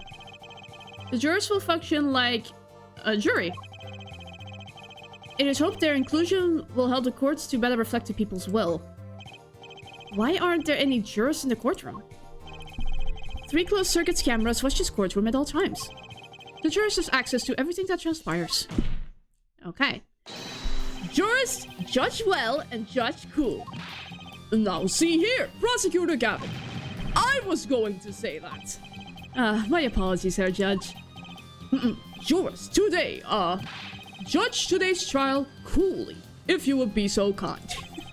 The jurors are unbound by the letter of the law. They don't affect the trial with evidence, but by their feelings. And we're about to find out just what effect they're going to have. Very well, Prosecutor Gavin, the details of the case, if you would. The victim is the painter Drew Misham. He was killed in his own studio. His coffee was poisoned. By whom, you ask? By none other than the defendant, Vera Misham. No. There wasn't any poison in the coffee. Achtung. Someone has been doing their homework. Indeed, poison was not present in the coffee, but on the mug itself. The mug. Residue was found on the rim, I see. The autopsy report describes the manner of our victim's death. The court accepts this as evidence. Death by atroquinine poisoning. Estimated time of death 9 to 9:30 p.m. According to this report, the victim's death was caused by atroquinine poisoning, a chemical compound that does not occur naturally. Lethal dosage is a mere 0.002 milligrams. A touch of atroquinine in the body is a touch of the Reaper's scythe. Yikes! Very well, Prosecutor Gavin, you may present your witness.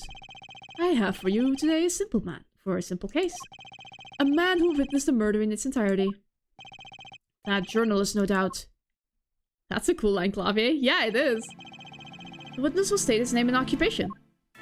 Oh boy. Right. Well, for starters, my name is Spark Brushel. My job is a lone observer of the world. In other words, a freelance journalist, right? If you don't mind, I'd like to state something here for the record. Yes, Mr. Brushel. I dislike conclusions, specifically the aspect of jumping to the conclusions. Preconceptions make park sandbox of endless desert waste, end quote. But you are a journalist. You said so yourself yesterday. Well, that's true, yes. But you must understand, I stand before you today as a man with a dream. I'm offering you my testimony in exchange for exclusive rights to the story. Scoop turns Mr. Brushel into that Mr. Brushel, end quote. Oh my gosh. This man is exhausting. Let's hear your testimony then, shall we? Simple case, eh, Gavin? For me, the jury is still out. Okay, what do you want to say? Oh no, Brushel. It's getting exhausting already. I visited the studio around 9 that night to do the interview. The first outsider to enter the atelier. Journalistic history made, end quote. His daughter brought us coffee right after we started. And you know what happened next? Star falls, end quote. No one else entered the room besides her the whole time. I voiced him before we played. I hope your voice impression was better than mine. I don't know how I get to be this voice. That does sound like a simple case. Unless you were the one who poisoned him. What are you saying, Judge? Need I remind you, the cameras are rolling today. I felt the need to be a bit dramatic. Oh, Judge, I love you. You didn't do it, did you? Me do a thing like that? Come on, that's like newsmaker making the news, end quote. Or even contemporary witch hunt, end quote. I know, wild accusations rock the court gloom, end quote. Rock indeed. Want a clip of my try for brush? I'll get a clip for it. If you have it on your Twitch, I will check it out later. Prosecutor Gavin sure looks like he's having fun. I'm so happy for him. Very well, Mr. Justice. Your cross-examination, please. Okay. Well, there was one thing that I was confused about. What did you mean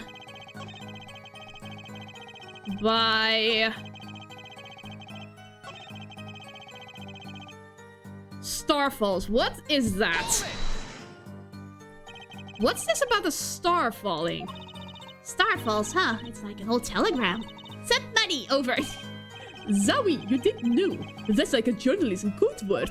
An important personage passes away. A star falls. Get it? But there's no gravity in space, is there?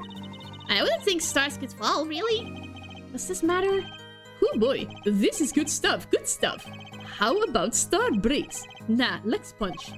I know. Star dice. Nah, Lex imagination. Of course, you could go with true dice, straight to the point. I like it. I think we need to hear about something a little more substantial. The moment of death. Brussels coffee. The moment of death. About Mr. Mission passed away. When? Oh boy, what a scene that was.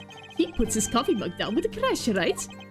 Yes, and then the cold finger of death touches his spine. Life's flame sputters and feels. So cold was that touch he could do naught but tremble uncontrollably. Actually, life's flame is a little tired. Life's river froze over. Yes, that's a go. I think he's starting his article already. Could you describe that a little more simply? Well, as you can imagine, I was pretty surprised. He hit the floor, as they say. Artist seizure is final performance, end quote. Heteroquinine paralyzes the central nervous system. The body arches like a bow, the limbs tremble, the throat burns. That's quite enough of that. Some of us want to be able to sleep tonight. Oh yeah? Well, I want the details. Lots of juicy details. Perhaps you can listen to our last year's hit single, Heteroquinine, My Love, by the Governors. Available at all major music outlets. Of course, with the camera rolling, he's doing a bit of self-promotion there. The point here is that the victim died of heteroquinine poison. Well, Mr. Justice, how did you find that testimony? It is very important. Well, as an account of the moment of the victim's death, I'd say it's very important. Please add it to the testimony. Very well, the court requests the witness add this account to the testimony. Those spasms, that was definitely death by poison. You say that it was definitely death by poison. How can you be so sure? Hey, look, I'm a journalist. I've seen a lot of things. And I've had more than my share of experiences with those so-called poisonings. Man eats fishy fish, goes bye-bye, it goes. Food poisoning doesn't count.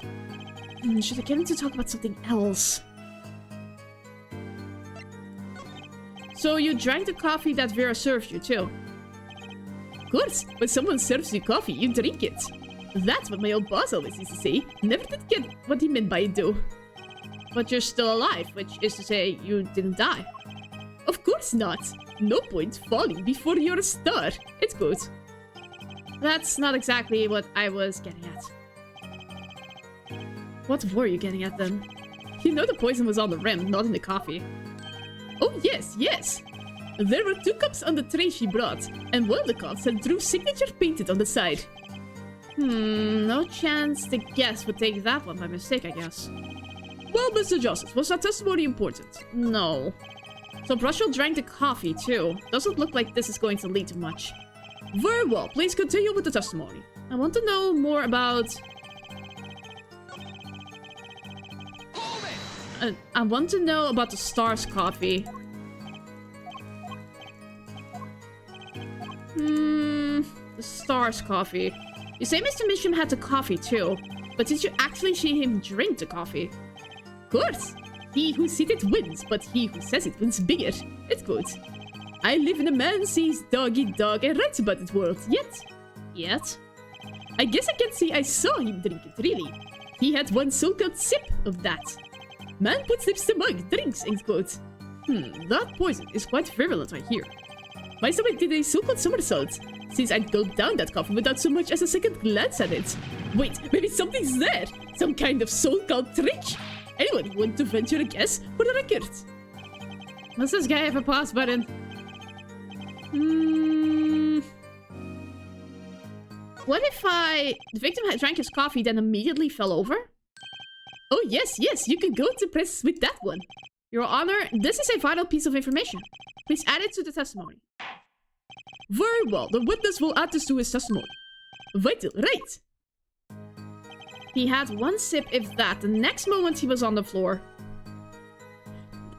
I find that one more informational than the one about the poison. So, let me see. Traces of slow acting. But by his account, he stated he sipped it and immediately fell over. But atroquinine is slow acting. It takes 50 minutes. The real killer is me. Oh no! No. It wasn't me. It wasn't me. Anyway, I think it's this one. Let's hope it's this one. Objection! Yes!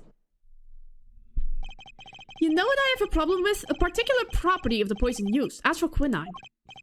Oh, Prosecutor Gavin was quite clear about the poison. A lethal dosage of 0.002 milligrams paralyzes the central nervous system. If you drink that, even you, Mr. Justice, will be reduced to a quivering pile. Why are you using me as an example? Unfortunately, we weren't told everything. There was a vital omission in Prosecutor Gavin's information. I think he knows. An omission. Atroquinine is as virulent as he says, but death doesn't come upon ingestion, not immediately. That's because atroquinine is slow acting. Slow acting? What? According to one forensic scientist, it's one of the most virulent poisons, but it's absorbed into the body astonishingly slowly. It takes at least 15 minutes from the time of ingestion for adverse effects to show. If we suppose that the moment Mr. Misham sipped the coffee was when he sealed his fate, then he would still have had time left to enjoy his last cup of joe. Order! What's the meaning of this? If what the defense says is correct, why, that contradicts the entire testimony we've just heard. Well, Mr. Russell, anything to say on the record? Slow acting. S-L-O-W-A-C-T. It was virulent, alright. Even then, it had already begun digging its claws into the journalist. He's working on his scoop. Objection! Yeah, we're gonna object, of course. It's Brushel, yeah? Herr Brushel. Let's take a trip back down memory lane. Huh? Did the victim really die the instant he took a sip? Think it over. This is vital. You know what I think? I think that was a not-so-subliminal suggestion, end quote. I admit, it does cause a problem if he died when you say he died. I will be forced to say Auf Wiedersehen to my simple case. And you will be forced to say farewell to your article. Come again? You can't write a story based on conjecture, can you? And as the case drags on, other reporters will pick up the scent. And you'll be forced to kiss your exclusive scoop goodbye. Scoop. Oh boy. Look, wait. Just wait a second. Just 1 second. We're waiting. Out with it. I think I just recalled a so-called important detail. A revival of recollection, end quote. A story survival, end quote. Attorney utterly confused, end quote. Actually, I did notice something when I visited the studio. I'd heard of poison that takes its sweet time, see. But not what I've been saying for the last few minutes, apparently. Master Brushel, are you saying you noticed something that explains what happened? You bet I am. The antidote for a poisonous contradiction, end quote, you might say. Or I still have no idea what you're talking about, end quote, I might say.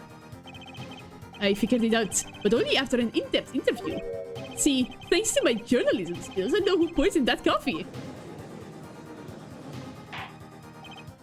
Oh my gosh, this man is exhausting.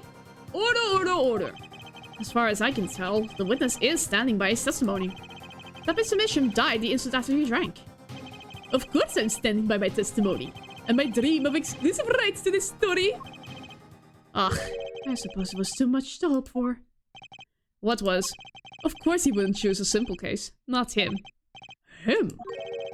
Phoenix Wright. Who else? Ah. Ach, tongue hair Brushel. Report for us if you would. What is it that you noticed? Ah, boy. The court is a critical trial for the justice system. I'm afraid no room for doubt is permissible. You will testify to the court about what you noticed. God, I really hate Brushel. Yeah, he is such an exhausting man. Can't write an article on conjecture. Clavia, have you never read a newspaper? That's true. When I arrived at the studio, Mr. Mission was at his desk. He seemed to be writing a letter, but he quickly sealed the envelope. I thought nothing of it at the time, of course. Now that I think about it, what if he was writing a suicide note? No. Because, a last note. Yes, he had this look on his face. Man's face inscrutable as a quadratic equation, end quote. The last act? Poor Mr. Mission. But that means Vera is innocent. Would someone commit the act in the middle of an interview? Oh. Very well, you may begin your cross-examination. Oh man, I have to drink so much more water. My mouth is getting dry because of this man. Ugh.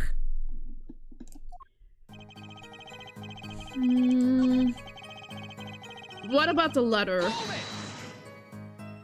So he put the letter away when he saw you. Early reporter gets worm, end quote. That's my secret. I'm not sure I follow.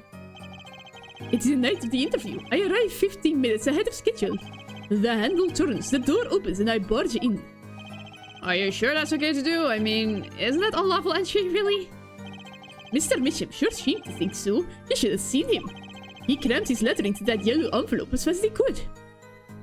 Yellow? I know a secret when I spot one. And that was one. It does seem significant. Well, Mr. Justice. I wonder... It does have the ring of something important. Yes. The defense finds this testimony vital, Your Honor. Very well. Please add it to the testimony, then. Hey, why not? My account comes free of charge. Yellow. It was left at the crime scene? No. A red one was at the crime scene. Objection! Exactly. That was easy. As it just so happens, there was a single letter in the desk drawer at the scene.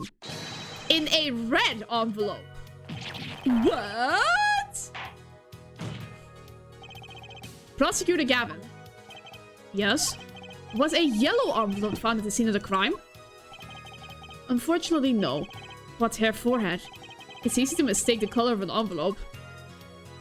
But not between a red and a yellow one. I guess, but not this envelope. You see, it was postmarked already 7 years ago. Well, Mr. Brushel, I can explain that. Drew, right? He wanted to get that letter in an envelope pronto. Get it at the sight of my beady eyes, right? So he grabbed the nearest envelope and crammed away. And what about the whole red and yellow envelope contradiction, chump? Well, Mr. Justice, have you anything to say to the witness's claim? That night the victim put a letter he had been writing in a red envelope. No. That's impossible. Ah, I like your expression. So full of confidence. It's simple, really. As it just so happens, the defense team investigated the contents of this envelope with the assistance of a forensic scientist. What? Note that this letter is addressed to Drew Mission. Oh! Oh! And why would he address a letter to himself? Let alone send a last note to himself. I've been scooped.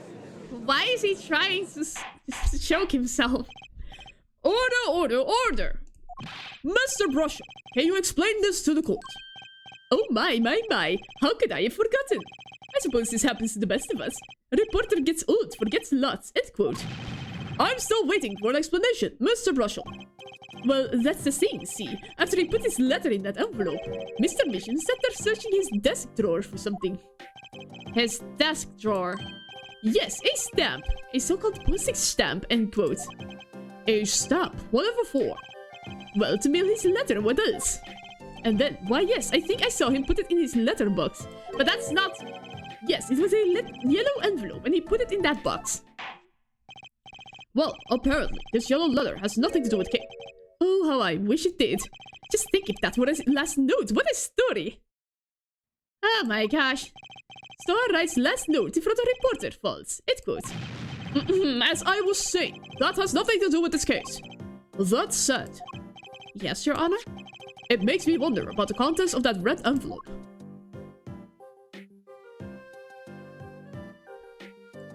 Yeah... It reveals that $100,000 is quite a good deal of money. So this was from 7 years ago, yeah? He's smelling a scoop. So, am I finished? Here, I mean, am I finished here? I was thinking of, going home to start writing. No.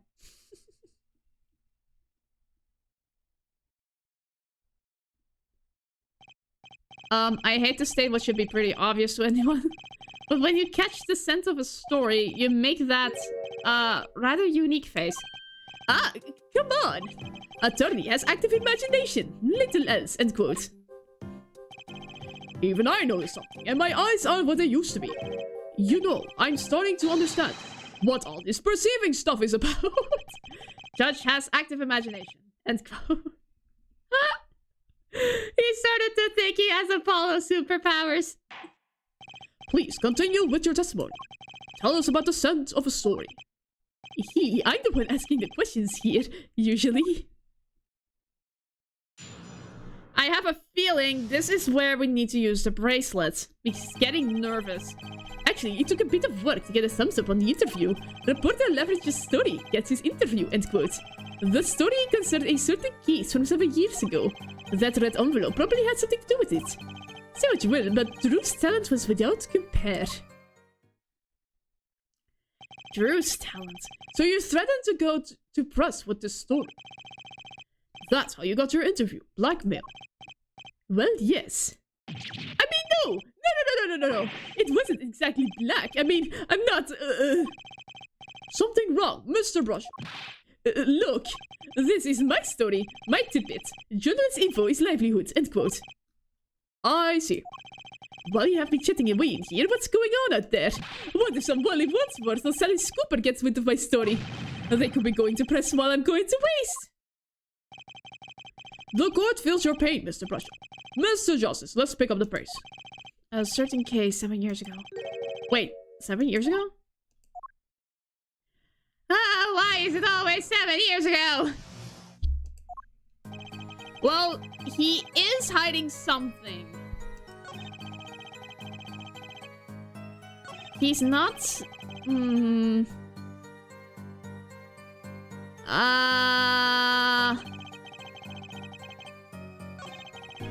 Okay, there's two where he makes that kind of pose. He's hesitant about something. Say what you will, but Drew's talent was without compare. By talent, do you mean the forging? Let's see if that has anything to do with it.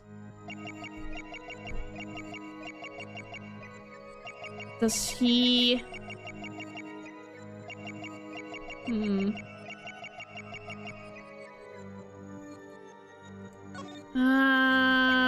Drew's talent. What? He's sweating. Gotcha. It is Drew's talent. He knows more. He knows that he's a forger. Sweat much, Mr. Brushel? Yeah, well, a man can't help his glance, you know? It's more than that when Mr. Misham's talent was mentioned. You suddenly began to sweat buckets. Oh! You're hiding something about his talent. You're hiding something about his talent. Oh, shit! Oh, no, I cursed. What? That's ridiculous. Evidence time. Let's show where Mr. Mission's true talent lay. It just so happens I have evidence showing that the talent mentioned in that letter is forging. I can't help but wonder what the court is... Oh, no. Okay, so it's not that painting, it's the other.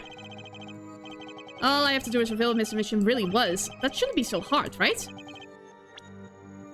The talent in that letter.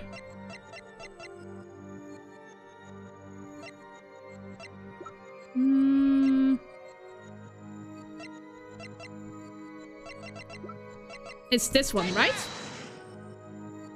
Yes, it was this one. Okay. That was a mistake.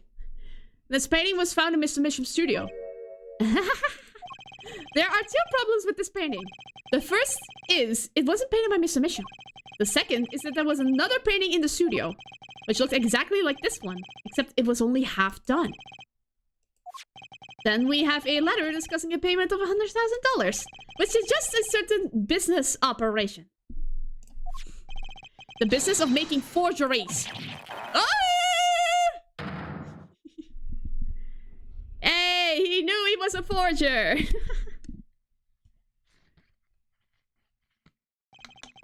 Be careful that you don't choke yourself, sir. That is all, Your Honor.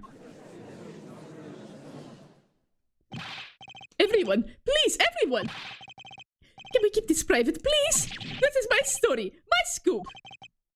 Forgery. That's a serious crime. Jerome Misham is known as an artist these days, but there were rumors he dabbled in another kinds of art until a few years back. Another art, meaning forgery. Jerome Misham was talented, alright. Talented at making precise, detailed fakes. A fact that certain criminal elements were quick to discover. Criminal elements? What? You can't seriously be talking about...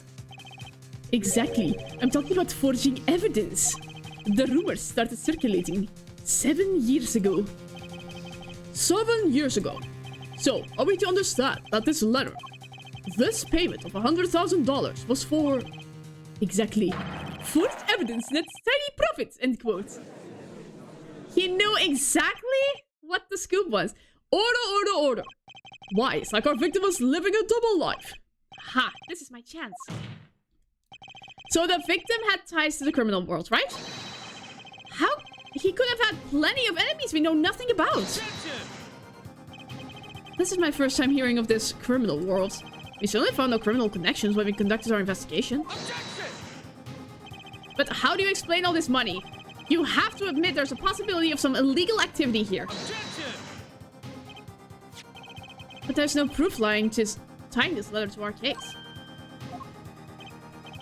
Our case was and remains simple from the beginning. Only the defendant could have poisoned that mug that night. And you, of course. Hey! The only thing I poison is my pen when I'm writing reviews. Toxic reviewer. Mr. Brush, your testimony to this point has been quite unreliable. It doesn't speak well of your reporting acumen. What are you talking about? My journalism is rock solid. Journalism is so solid you can stand an elephant on it. End quote. In any case, let's hear a summarized recap of your testimony. If you can ascertain the situation in that studio from the recap, the trial is over. Paolo, what's he talking about? Cross-examination showed Mr. Brushel didn't have reason or means to poison him. As long as there's no other suspects, then the killer had to be Vera, that's what. This next testimony is our last chance. Okay. Mr. Brushel, your testimony, please.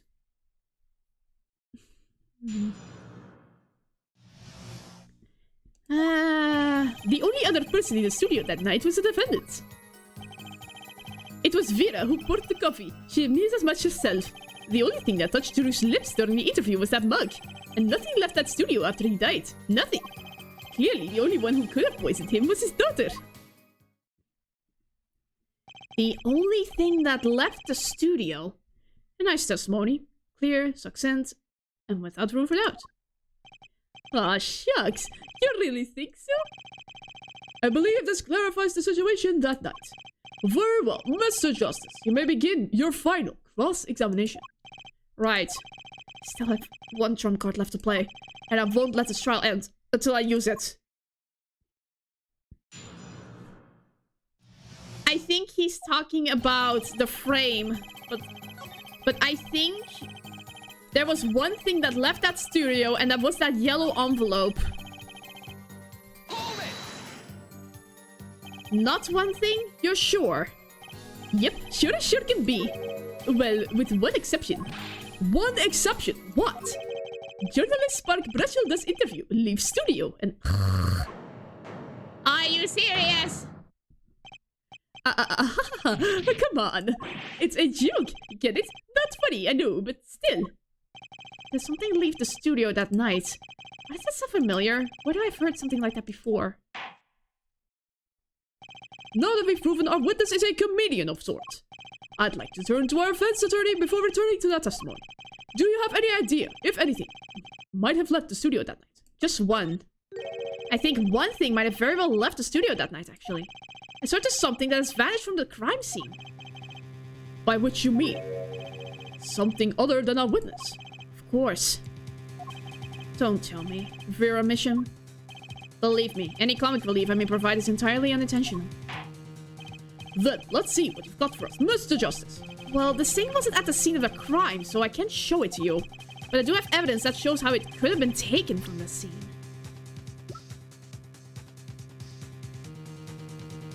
Do you mean the tiny frame, Apollo? I do have evidence that shows how it could have been taken from the scene.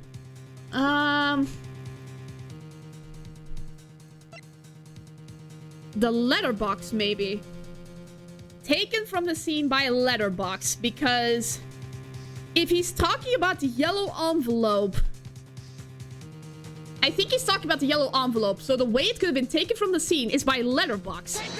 I think. Yes! This is the only link between the studio and the outside world. A letterbox. What did Mr. Brushel just tell us? When he entered the studio on the night of the murder, the victim had just finished writing a letter. Yeah, I said that, and yeah, it was true. Furthermore, you went on to tell us that he put the letter in a yellow envelope and put it in the letterbox. Ah, but that very same letterbox was empty. In other words, that night, the yellow envelope disappeared. Ah, yes, intriguing. So an envelope has disappeared from the scene of the crime. Of course, this changes nothing. Huh? He has a point, Mr. Justice. What we're trying to figure out here is how the poison got into Mr. Mitchell. Is it really important that this envelope the witness says he saw disappeared? Well, if it did disappear, then something did leave the studio that night. That seems very important to me. Very well then, the witness will add this to his testimony. You get it. I still think this fails to change anything here, Forehead. I wouldn't be so sure. A letter disappeared from the crime scene that night. This is exactly the opening I've been looking for.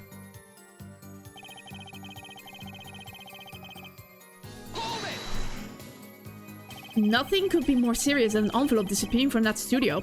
And you were hiding that fact from us. Yes, well, actually...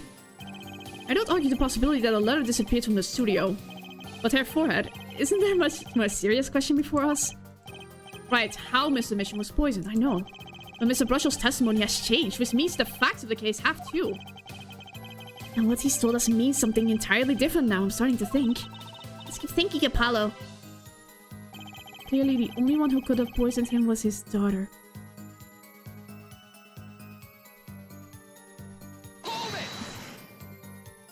You say clearly as though it were obvious. But this claim that the defendant poisoned the victim is merely conjecture. Ah, yes, well, you see, in my business, it's all about making the most ridiculous things sound right. A bad habit, I know. Yes, well, actually... I guess this is more a case of ridiculous journalist sounds wrong, inked quote. The court is forced to agree with you. Please refrain from wild conjecture. Understood, loud and clear. If only I could believe that. What do you think, Apollo? Everything he's saying seems so not flawed. Well, that's kind of what you want from a testimony, really. I need to keep my eye on what matters. How and why was Drew Commission killed? Vera poured the coffee, that's not going to change. But if that coffee didn't kill him, I need to find what did and prove it. Okay, that's true. That's true.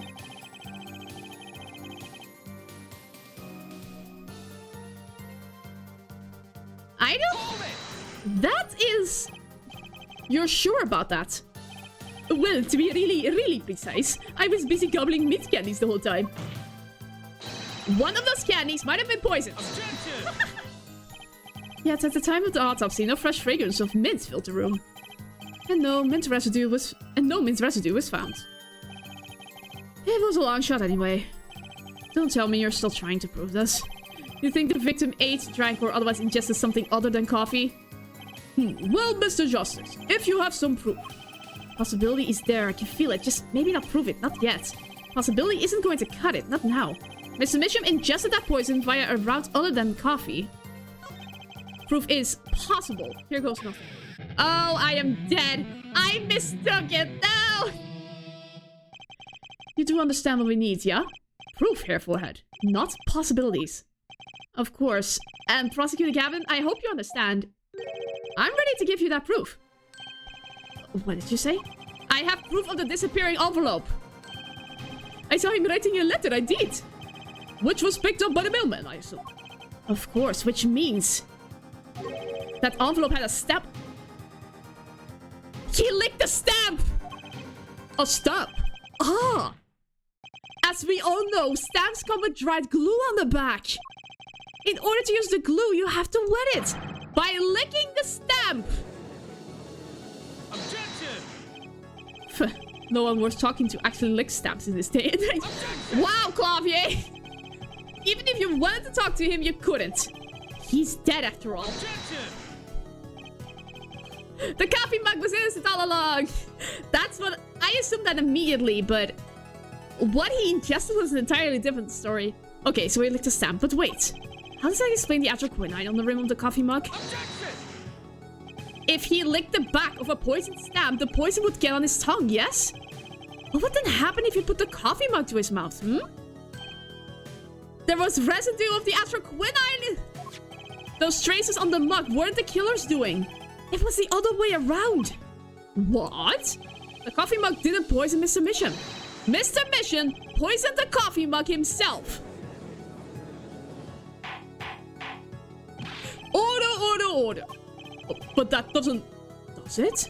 Recall, if you would. Atroquinine is a slow-acting poison, yes? The poison entered his body when he put the stamp on the envelope. He wrote the letter 50 minutes before the interview! Oh my gosh! But his time wasn't up until the very moment he touched his lips to that cup of joe. The coffee mug is the poisoning victim. Aw, poor coffee mug. He didn't deserve it. He's like, yes, continue. Oh, you have something to add, Mr. Brusher. Uh-oh, his voice is picking up another scent. Justice for the mug. As I believe I mentioned earlier. Well, that's the thing, see. As after he put his letter in that envelope, Mr. Misham sat there searching his desk drawer for something. Yes, a stamp. A so-called postage stamp. It's good. But you know, I don't seem to remember him ever finding one. Maybe he just ran out. Incidentally, we searched the desk drawer at the scene of the crime. There were no stamps. Not a single one.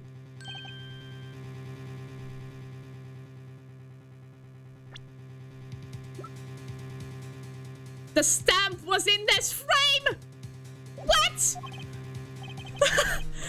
That does pose a problem. How will you prove that the stamp was coated with poison?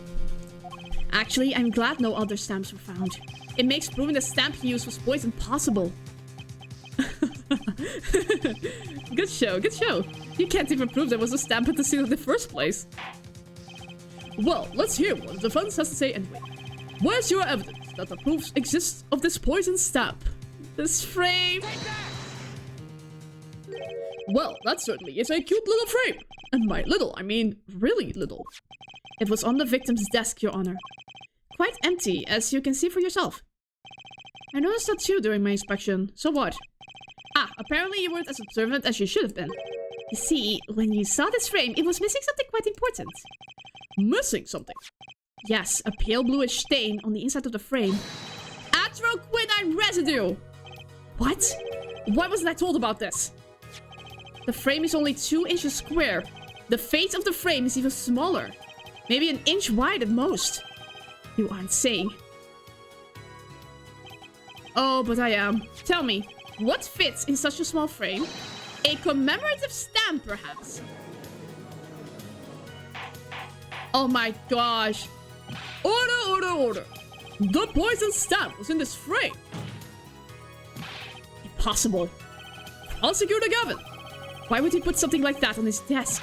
Don't tell me he had it there so he could commit the act if the mood struck. You do. Can I see something? I had a thought, see. What, Mr. Russian? And please stop jurying around like that. The victim was a forger, right? There's a lot of money in that line of work. Forger forges friends, makes enemies too. It's good. So the poison stamp might have been a murder weapon aimed at him.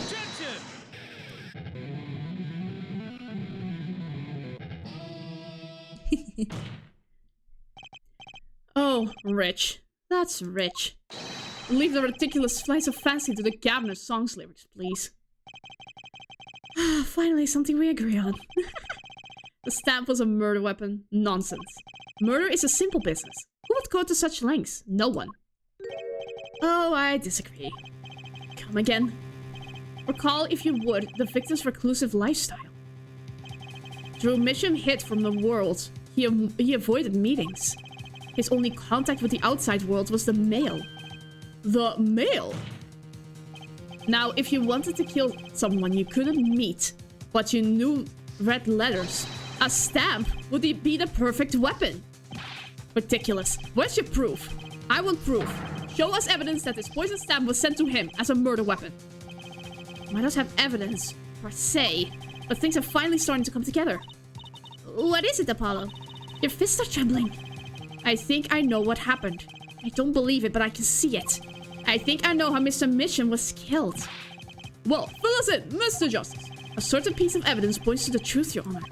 I can show you how someone with the intent to kill sent Mr. Mission the stamp of death.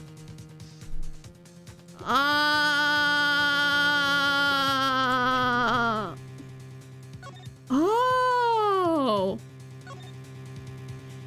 Sign the papers and sending the enclosed envelope with the enclosed stamp within 3 days. I need not remind you, you speak of this to no one. It's this. Isn't this the envelope? The one from 7 years ago. Think about the text of the letter again. Yes. There were 2 pages in the envelope. This is page 1. And this is page 2.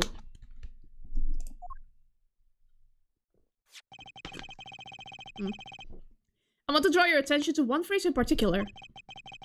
Send in the enclosed envelope with the enclosed stamp within 3 days. The enclosed stamp, Your Honor. In other words, if I have this street, the stamp, poison on the stamp, liquid gas input. Now, what if he had done exactly as the letter asked? He would sign the document, put it in the envelope, and put the stamp on it, right? Then he would put it in his letterbox. 15 minutes wouldn't have elapsed between affixing the stamp and mailing the letter. But the clock started ticking, and when the time came, he drew his last breath. And the murder weapon would be taken away from the scene. Quite conveniently, thanks to the postal system.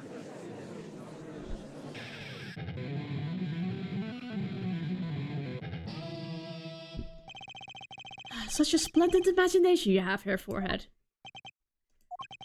Let me confirm one thing with you, if I might. So, this poison stamp was inside this envelope from 7 years ago. Yeah? Is that what you'd have us believe? Really? Well, it is a little bit of a stretch, but there's a possibility. Yes, a very small possibility. How small, I wonder?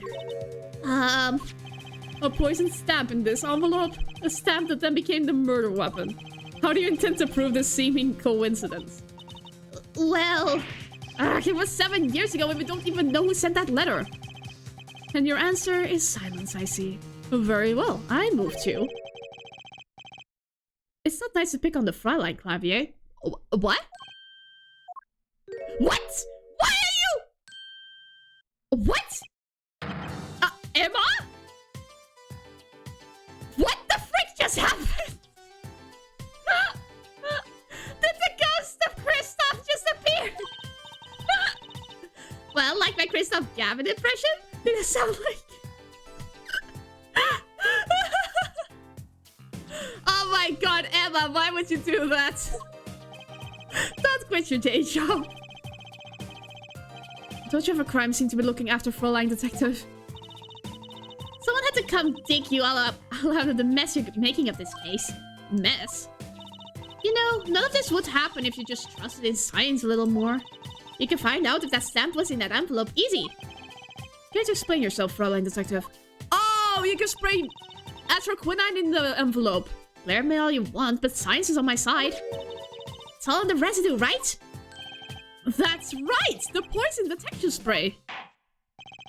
Produce the red envelope at once. You can open it on the authority of the court.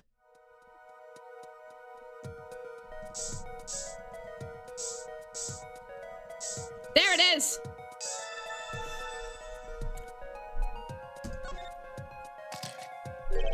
Well, would you look at that?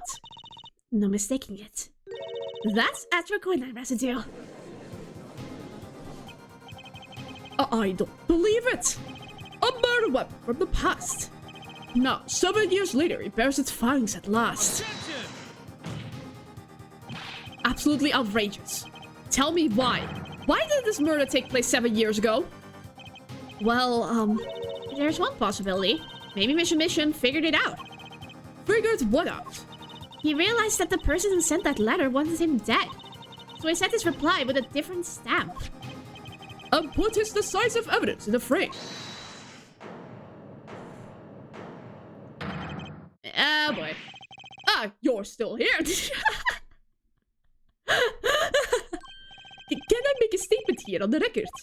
I, Spark Racer Toothbrush, claim this scoop as mine. Oh boy. Drew Mission guilted cold blood by sender of 7-year-old letter, end quote. No, maybe something more succinct. Star falls after 7-year delay, end quote. My dudes, this is a murder trial. Order. I see no room for the argument there. Though I admit, this is all coming as quite a shock. To think that the murder weapon reached his mouth after 7 years. Stab it, stick it straight to afterlife, end quote. Uh-oh, I think the witness is a bad influence on our judge. I see no need for further debate on this matter. Not gonna lie, kind of forgot about Brushel after not seeing him for 2 minutes. Me too. He really wants a big scoop. We'll get him a scoop of ice cream. Take it or leave it. Yeah, I want some ice cream after this too. But I don't have ice cream. I do want ice cream though. The sender of that letter 7 years ago could hardly have been our defendant. Paulo, I think we just won. Very well, this court finds the defendant. Objection! Of course.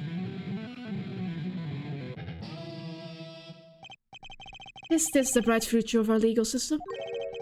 Prosecutor Gavin. Ticket to the afterlife from 7 years ago? Tickets from Cavendish shows are invalid after 2 weeks. But it doesn't make sense any other way.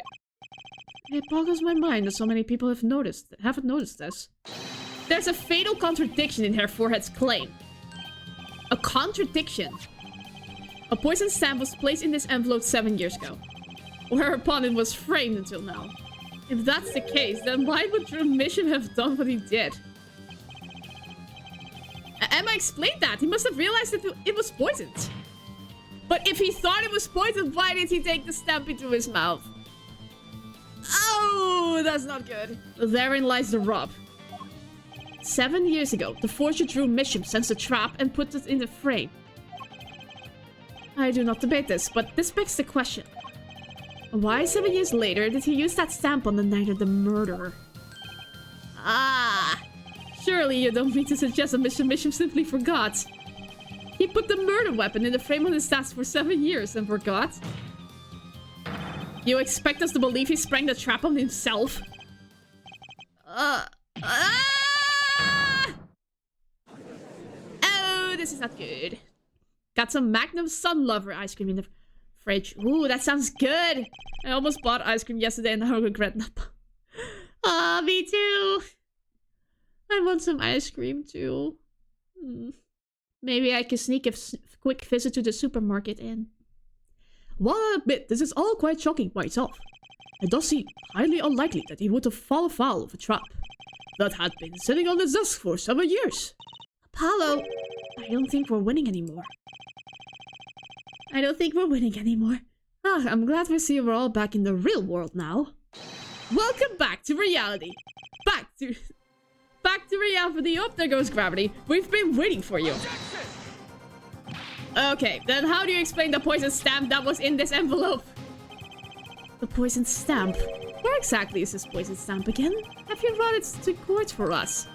I see no proof that such a thing ever existed. What about the atroquinine residue, huh? Oh, I agree. That does seem to be atroquinine residue. But her forehead is certainly no stamp. What? Yeah, but... even if your precious poison stamp did exist, TuMiiA never would have used it. That is all. Ugh. Come on! I believe we've come to a conclusion again. Apollo, were we wrong the whole time? I can't believe it! The poison traces match up. It can't be coincidence. I'd like to bring some closure to this issue sometime this year. Mr. Justice. Yes, Your Honor. Let's review the facts and see where we stand. 7 years ago, TuMiiA received a red envelope. There were traces of the poison atroquinine on the document inside that envelope. A similar trace was also found at the crime scene. On this tiny picture frame, the defense has indicated the possibility of a yellow envelope. An envelope that had left the scene of the crime with the poison stamp on it. Yes, but even if this envelope contained a poison stamp, and TuMiiA, knowing this, put it in the frame, he never would have used that stamp. I'm afraid you're right, which means there is a fatal flaw in the defense's case. I haven't been on the wrong track this whole time, I'm sure of it. Traces of atroquinine, the envelope, the frame, and TuMiiA's mysterious death, they're all connected somehow. Well, Mr. Justice, you have a conclusion for us. The defense stand by its case, Your Honor. We've seen that the logical outcome of the evidence makes no sense, which means that one of our clues must be a fake. Ah, a fake clue? Fascinating. And if we find this fake, your wild fantasies will prove quite reasonable, yeah? The fake clue that's thrown off at the poison trail is none other than... TuMiiA? The victim was a fake clue. I'm afraid I don't understand. I'll explain. We have an envelope, a frame, and a mug linked by poison. That all makes sense. What doesn't make sense is the victim himself. Objection! Congratulations, you've completely lost me. So the fake evidence is none other than the master of fake himself, the forger. It makes a good story, I'll give you that. The fake clue, fakes, forgeries. I know that face. I just had an ID face. I don't know if I'm right, but I'm going with it anyway. What if our forger is the fake? Come again. 7 years ago, our forger sniffed a trap and stepped aside. 7 years passed. Now the forger stumbles into that very same trap and dies. Why? That's what I want to know. Because the forger who was killed was a fake. Here we are again. The victim was a fake. He was not the forger! One forger smelled the trap. One forger fell into the trap. That's 2 forgers, and one of them was a fake! The letter was for Vera? Order, order, order! So you're telling us that TuMiiA, the victim, was a fake? Well, if he was the fake, who was the real forger? You better not be claiming there was some kind of switcheroo. I'm afraid you're going to have to back up your story. Mr. Justice, just show us who the real TuMiiA was. If TuMiiA wasn't the real forger, there's only one other person it could have been. So many fakes, paintings, people. Everything's fake about this case. Understood, Your Honor. Fake victim. The mug was a real victim. Forger Drew Mitchum himself was a forgery. The real forger was Vera. Was it Mr. Hat this whole time? Hi Napsy, welcome to the stream. There can be only one explanation, really. The real identity of the forger, known as Drew Mitchum, is none other than his only daughter, Vera Mitchum.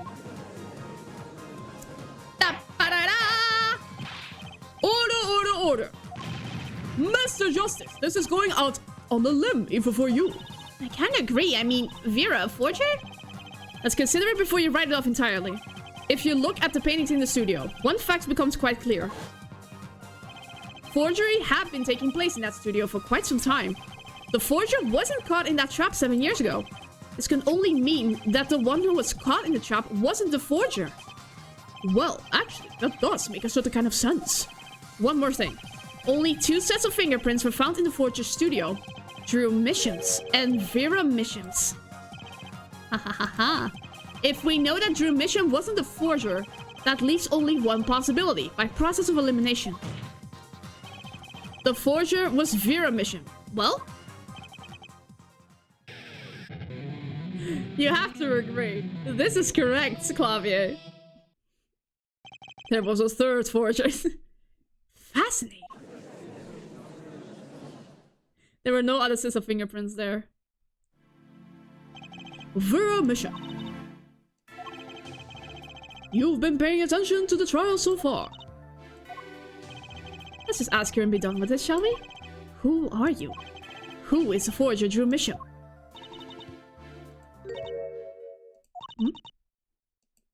Oh no. Was that an expression of emotion I saw on her face? She's staring holes into Prosecutor Gavin's face? What? I'm used to being stared at by Fräuleins, believe me. Though they usually talk to me too. Tell us, were you the one who forged those works of art?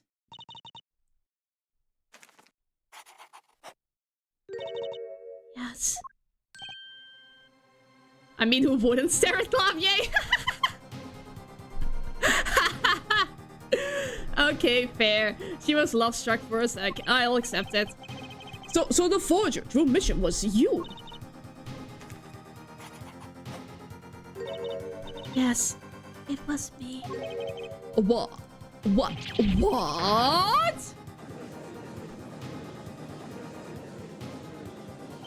The court was in an uproar and it wasn't coming down. We had to break for a 10-minute recess. What do you mean? Let's save, shall we? I need to disappear for 3 seconds again. Let's see. 3, 2, 1, 2, 3, I shall disappear.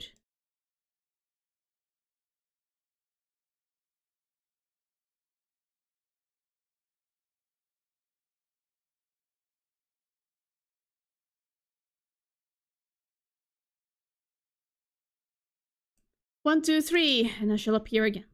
Let's not save. Why? Why do we not save? Why not? I mean, I always save, you know? For Nopsy is a rebel gamer. Yeah, he wants to backtrack like 2 whole chapters when he loses. I prefer not to do that. I never save? That is not safe! Oh my gosh. October 8th, 1:24 PM. District Court Defendant Lobby number 6. Okay, so where exactly does this leave us, Apollo? Well, the Drew Mitchum who was killed wasn't Drew Mitchum the forger, basically. Huh? But then who was he? Well, he was actually Vera doing her nails. So you really made those forgeries?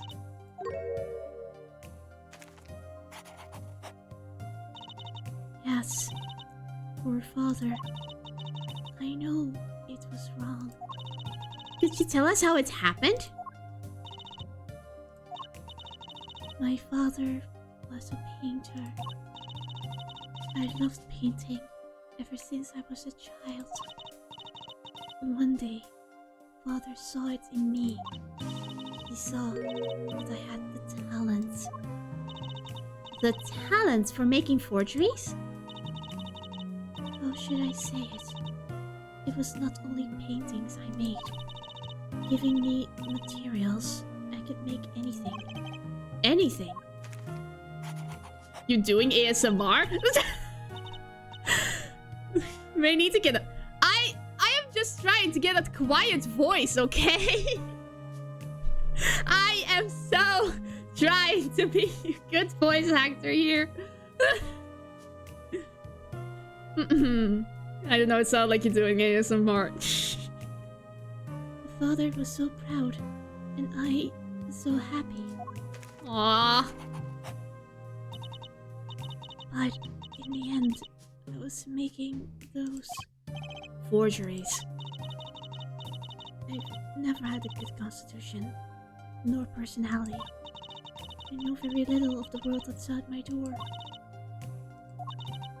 Now, because of me, Father is... Do you know about this red envelope? I remember that envelope. It was some time ago. So you were already you were already creating your works back then. I started when I was only 12 years old. So the one who figured out the stamp was poisoned, that was... Mr. Justice, it's time. To the courtroom, please. Right. Out of time. Wait, Vera, just one more thing, please. Those 3 paintings in the studio. I painted those as part of my work. Right, see, we checked them out and we saw what was underneath. We saw the rough sketches underneath the 3 finished paintings. I see. Mr. Justice. Yes? Father, he knew of you. Of both of you. Your late father. He was watching, gathering information. All about the right and co law offices. But lately we're not doing just law. Yes, you do tricks, gags to amuse, and play piano. Well, they're not really gags. Yet when Father heard you had resumed the legal business, how pleased he was. What? Who was Mr. Mission? How am I supposed to know? What if he was Daddy's dad? Judging from the relative ages involved, I'd say it's highly unlikely. Things are already confusing enough with all these daddies running around. Now that is a quote that has to be put out of context. Never put that quote out of context, please. We know that the victim's daughter Vera was the forger. What does this mean for the case? Guess we're about to find out. Seems likely? Maybe. October 8th, 1:36 p.m. District Court, courtroom number 3. Follow out of context is wild. Court is now back in session. Ooh. Oh no. Vera seems pretty intense. She's practically chewing her fingernails clean off. Perhaps you could begin by telling us how it all worked. How did you set up this true mission forger persona? She's still staring at Clavier. There's that stare again. She's drilling more holes into his head. I know it's hard for you, but hey, he's a handsome guy. What, Apollo? You were jealous? Got you tapped working on assignments while listening to the great Ace Attorney music. Okay, that's fine. Have fun on your work. Which, by the way, is the best game. Ah, the great Ace Attorney Chronicles. I really need to play those as well. What's hard? Very well, miss, if you would.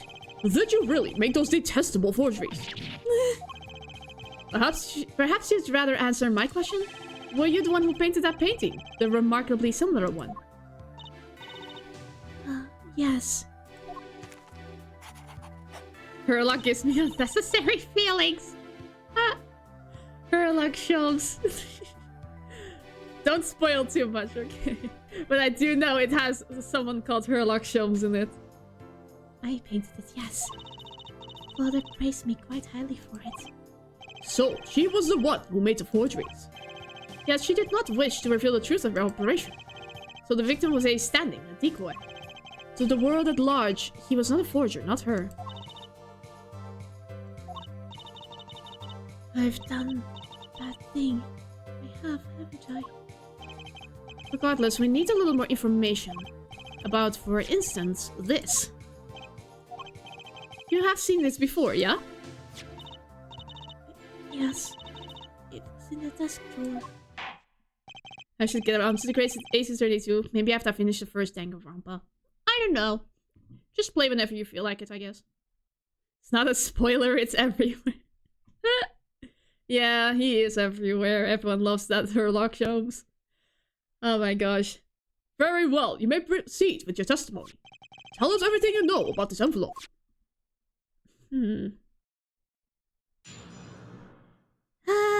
Okay. I created things, and Father solved them. This envelope came after my first work. That was other than a painting. Father handled the deal, all of it. I received the stamp that was in that envelope. It was after the job that we moved to the current studio. There certainly was much of great interest in your testimony. Not that the witness realizes it. Very well, please begin the cross-examination. Right, okay. I need more information about this forger. This Drew mission.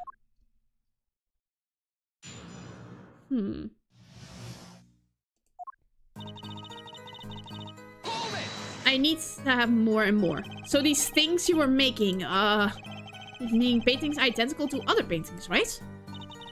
Close they were, the happy your father was. I was happy too. Still, you're quite young now. When did you begin this work? My first painted sold was when I was 12. Your Honor, she had no idea what she was doing was illegal. Easy there, little attorney. You're not here to defend her for the crime of forgery. True. Please, tell us more about this envelope. This envelope that may very well have killed your father. Alright.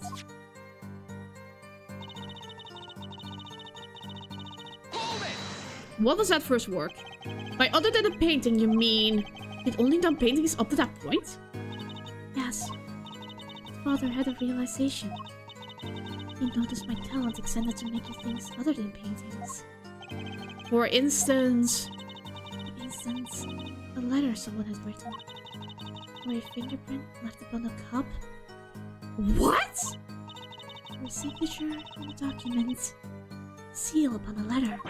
None of this makes her sound very innocent at all. And $100,000 promised in this letter was the start. The beginning of a new industry for Drew Mission. A new industry? The creation of items to be used in criminal proceedings. Forging evidence, in other words. Uh-oh.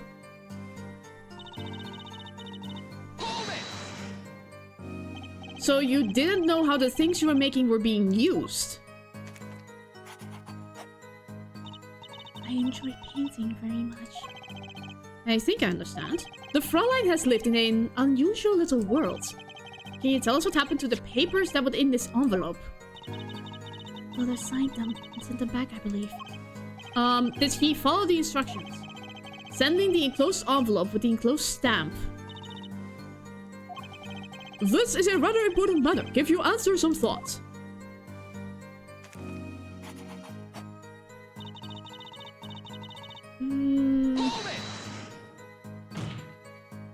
What do you mean you received it? Did I do something wrong? You didn't use that stamp because it was dangerous, correct? Deadly poison on the back. Atroquinine! A moment, Herr Forehead. We can't force an answer upon the witness. Now then, perhaps you would tell me, Fraulein Vera, why did you receive this stamp? There's something wrong. It was beautiful. Ah, you mean it was one of those commemorative stamps? Yes, I think it was. So you didn't know about the poison?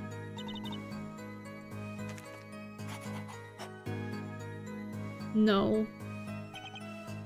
I guess not. So the trap failed by chance, by mistake, thanks to this commemorative stamp. Quite a close call.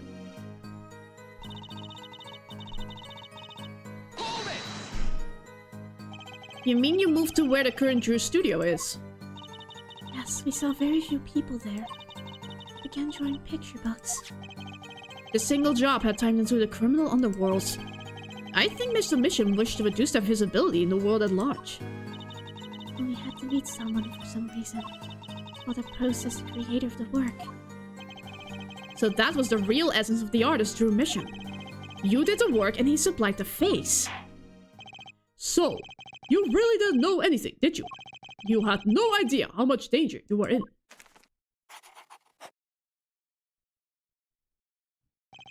Apparently not. About this commemorative stamp, could you tell us more about it? It was very pretty. And more than that. Yes?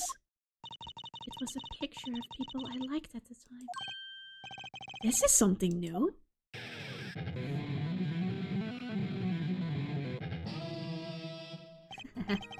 Apparently, we've got some cross-examination yet ahead of us. If you would be so kind as to continue your testimony, Frontline.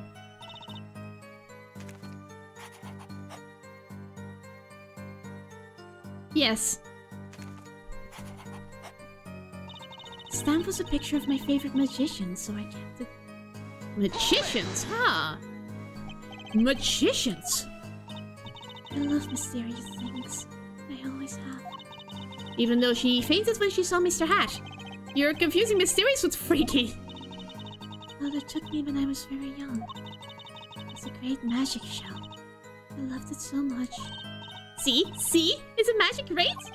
Fine, great, yeah, sure. No need to get all excited. But the magic shop we saw disbanded soon after. It was quite sad. Did you just say what I think she said? Magic troupe? Now where have I heard that before? A red envelope came after she completed her first job. That makes it a letter from her clients, whoever wanted a forgery made. Apollo, we're close, we just have to piece together the parts. Deadly weapon in red envelope, and the path it took to Drew Mission to take Drew Mission's life. Okay, so I have to present something that relates to Troop Grimari.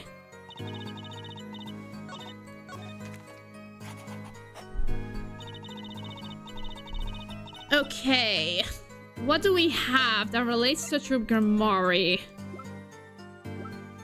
Only the ticket and the envelope. So let's show the ticket first. Oh my gosh, my life has been replenished! Heck yes. Okay, then we'll show the magic ticket first. Objection! Yes! Those magicians you liked. Was it this bunch?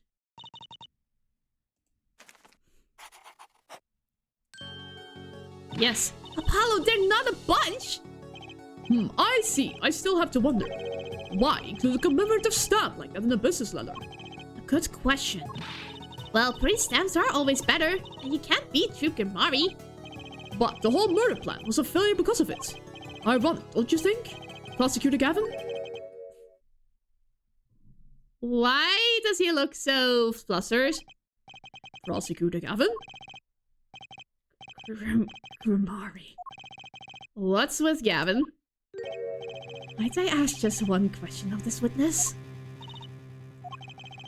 In your testimony just now, you stated this was your first work that was other than a painting. Please tell me, what exactly did you make? Can I ask why? No, answer the question now. Prosecutor Gavin, you're usually not the one whose volume concerns me.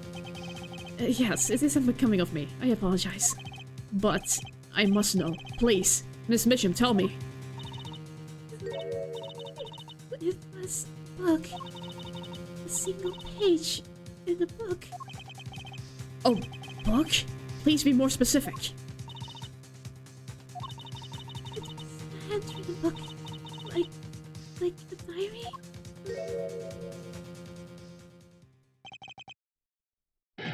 No! I don't... No! Wait! Wait! Does this involve the case 7 years ago? What's wrong with Prosecutor Gavin? It looked like he just saw a ghost. This mission. This book. Was there a picture of a silk hat on the back cover? Yes or no? How did you know? Objection! Prosecutor Gavin, the defendant is answering all your questions. Stop badgering her. He's told you nothing, has he? Your soiled, sullied mentor. Nothing. Sullied who? Phoenix Wright. Who else? Daddy? He never told you about the trial 7 years ago. About how he came to lose his attorney's badge. It was a certain piece of evidence that decided his fate, you know. A certain diary. On the back, it bore the mark of a silk hat. What?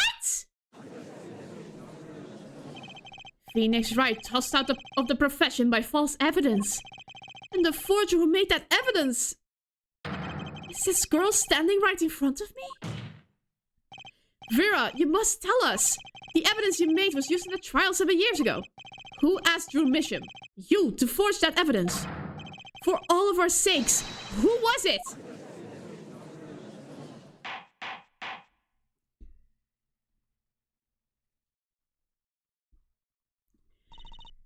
Okay. We only met once. You met the client. Well, who was it? It was... Huh? She's staring at Clavier again. What's going on with Vera? She's staring at Prosecutor Gavin's face again? Yes, what? Is there something about me? Did Clavier ask? I remember clearly. I remember who gave me the book. Diary. Who was it? What? Vera! No, no, no, no, no, no! No! No!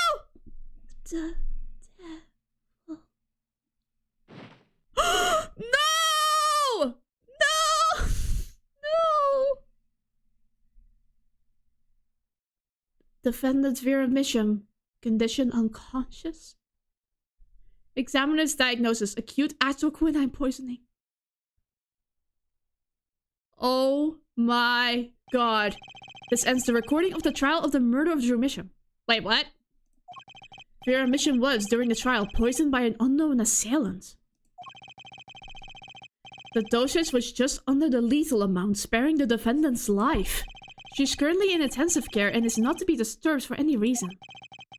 A very simple case at first glance, till it finally began to show its true colors. The long road to the truth takes us to the record of another trial. Is it finally time? In some ways, that was the starting point of it all. Whoa, Clavier! And that is where you must go. That is what it looked like 7 years ago? To find the whole truth. We're going back 7 years! Finally!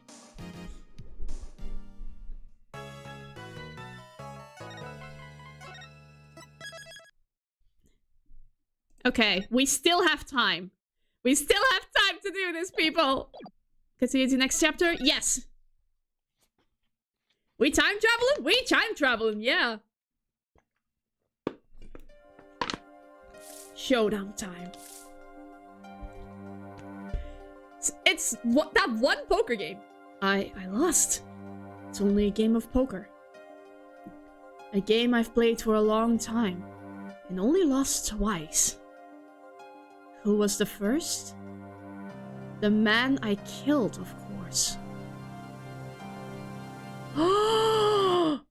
Well, it seems I found the partner I've been looking for all along. Over a game of cards? Why, yes. Over a game of cards. That was how we first met. 7 years ago.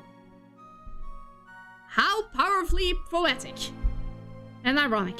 7 years earlier, Phoenix Wright's final trial.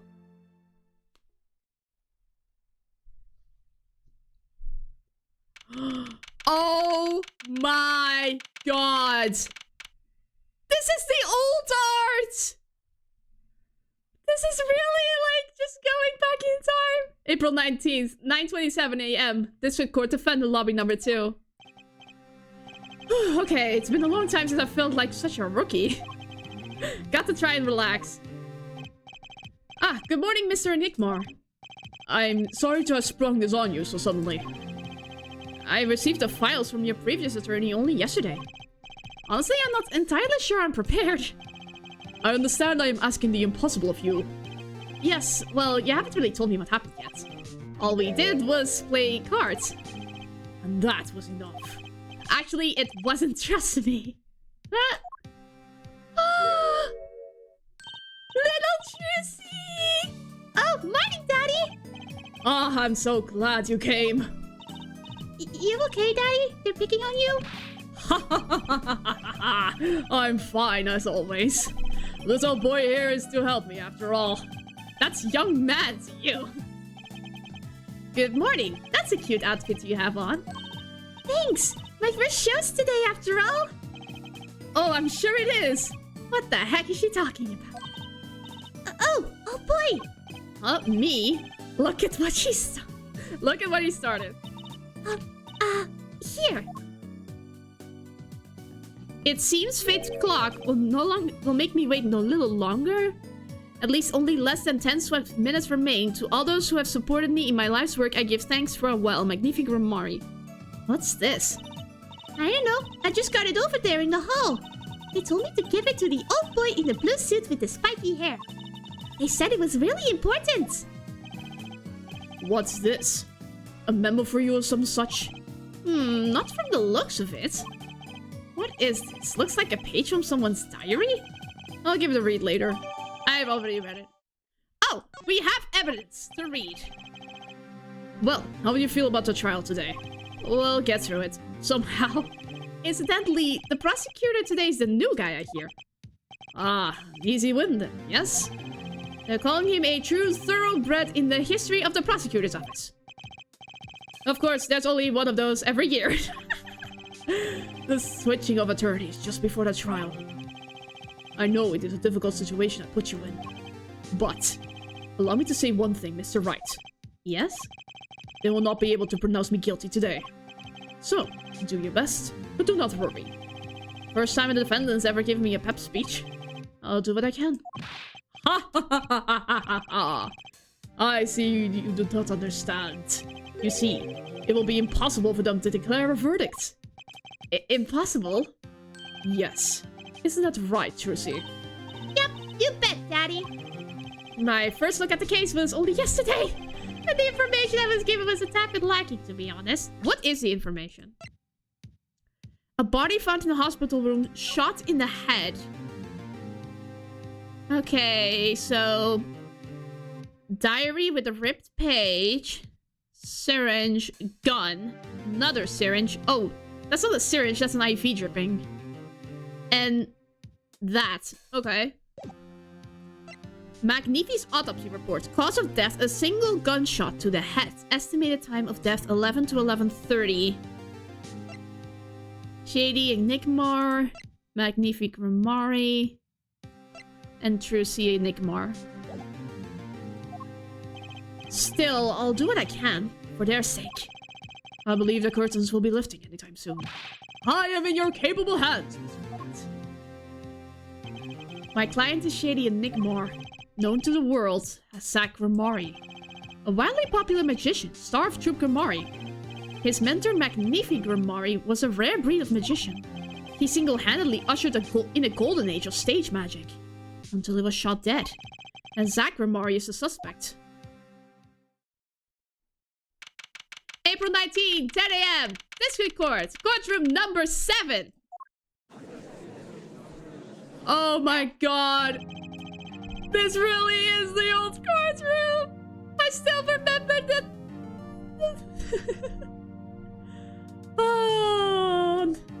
memories. Court is now in session for the trial of Shady Enigma. The defense is ready, Your Honor. So many bright colors, yeah. I don't remember the courtroom being that yellow, but... Is the prosecution ready? I was just thinking, is this what all the fuss is about? Bit of a buzzkill, really. Buzzkill? Is this some new kind of crime? One of the worst. This is a trial, yeah? Where are the sweaty palms? The pounding heart. The Gavinist concert's got 10 times the thrill this gig's got. Who were you again? Clavier Gavin. I came to get the party started. Legally, yeah? Gavin. Defense attorney Christoph Gavins. Ah, figures my bro's more famous in this part of town. Clavier Gavin. Lead singer for the mega hit band The Gaviners. You're out of your league, rock boy. Ooh! I know what you're thinking. You're out of your league, rock boy. True, my debut single, 13 Years Hard Time for Love, went platinum overnight. But that's just a hobby to me compared to this, yeah? Talkative, aren't you? I like your affected Euro Rocks accent, by the way. It has not been gone over well by the voice acting. I'm just getting warmed up, Herr Attorney Wright. Oh boy. Perhaps you would be so kind as to fill us in on the case. Ah, Toom, baby. Time to call on the opening act. What was his name again? Ah, yes. Detective Gumshoe. Hit it! Is it really? He is returned! And you are? Hey, you were the one who called me up here, sir. Gumshoe, hello! It's been so long! Oh my gosh. The second coming of Gumshoe, indeed! I am so happy to see him. Where was he this whole game? Huh? Name's Dick Gumshoe. I'm a homicide detective down at the precinct. Detective Gumshoe, long time no see. Hey, you! Huh? Today's the day, pal. Today I win and you lose. I got confidence in my testimony today, see? What? You normally lack confidence in your testimony? Hey, detective, this is my stage. Candy antics. Huh? All this hey-youing and such. And I could care less about your history together. Ugh. Very well, Detective Gumshoe, if you would. Tell us about the case at hand. It happened 6 days back in a room at the General Hospital. The facts are as simple as they come. Here's the crime scene. The victim was a patient asleep in a hospital bed. The killer comes in, puts a pistol to his forehead, and bam, lights out. Them's the facts.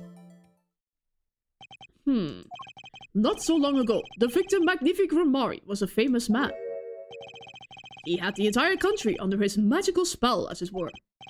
Ah yes, the great magician. He retired years ago, though. Say the name Magnifi to one of my generation and you'd be lucky to get a blank stare. Yes, though I'm sure the youngsters today know his disciples even better. I dare say Gurmari has made quite a name for themselves. Anyhow, the retired Magnifi's been in the hospital for the last year. What was it?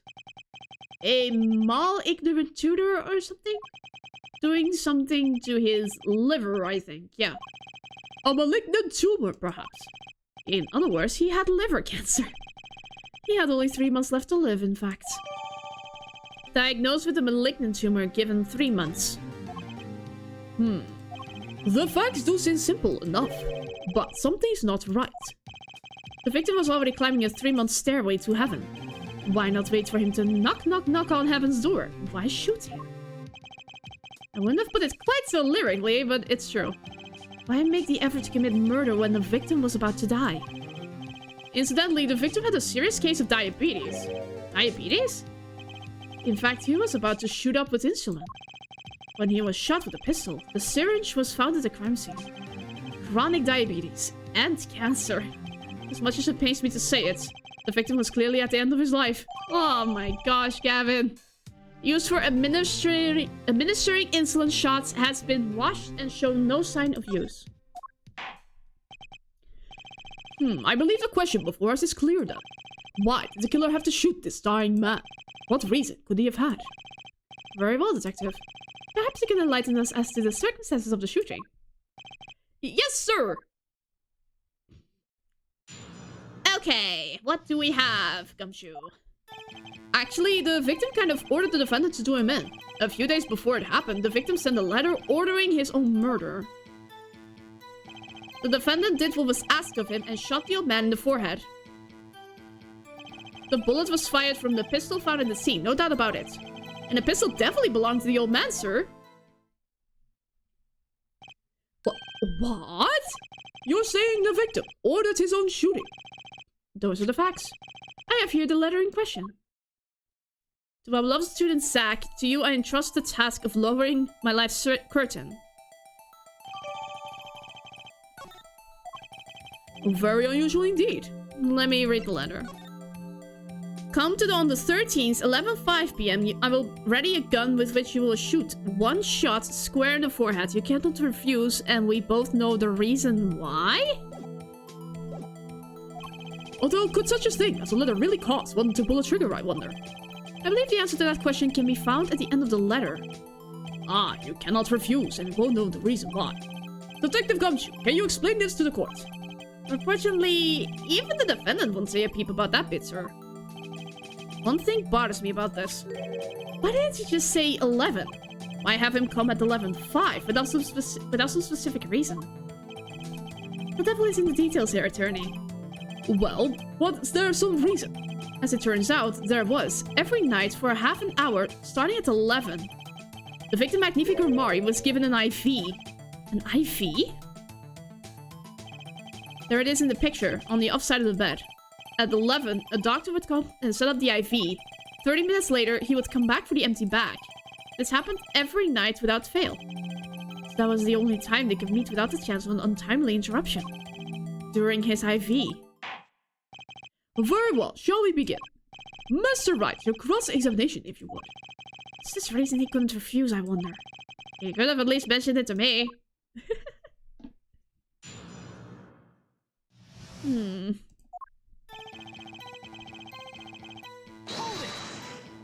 Oh my god, it is even Phoenix's voice. Just because he got the letter doesn't mean he went through with it. Oh, I disagree. The victim was indeed shot in the forehead after all. Just as he had commanded. It could be a setup, but let's not be in such a hurry. Maybe we should let the witness talk for a change?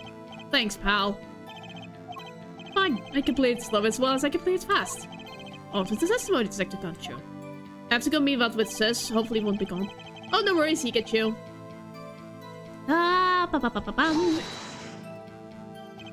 And this letter was sent by the victim. There it is! Gotcha! You're all mine this time, pal! Huh? I had the handwriting checked out, of course. It's the victim's no mistake. Ah, I see. Score 1 for you, the boys! I didn't lose, I was just ascertaining the facts. So why am I so annoyed? But the letter ordering your own death. Things aren't what they used to be, I guess. I'm not sure it's exactly commonplace, even now, Your Honor.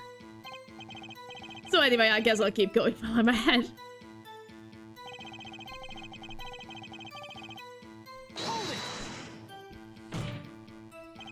How can you be so sure?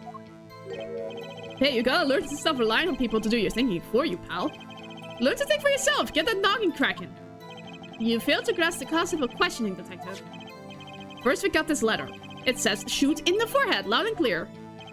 I can see that, but I still wouldn't do it. Well, maybe you need to grow yourself a backbone, pal. You failed to grasp the concept of shooting people is bad, Detective. You also found the defendant's pistol at the scene. Traces of gunpowder residue shows that have been fired recently. Well, Mr. Wright. As far as I can tell from looking at this photo, there seems to be no issue with the prosecution's claim. I mean... the photo. Maybe there's something in there I can use. So they're saying the defendant shot the victim in the forehead. I think there's a hole in the prosecution's argument. Clearly Mr. Nick Marr shot something else.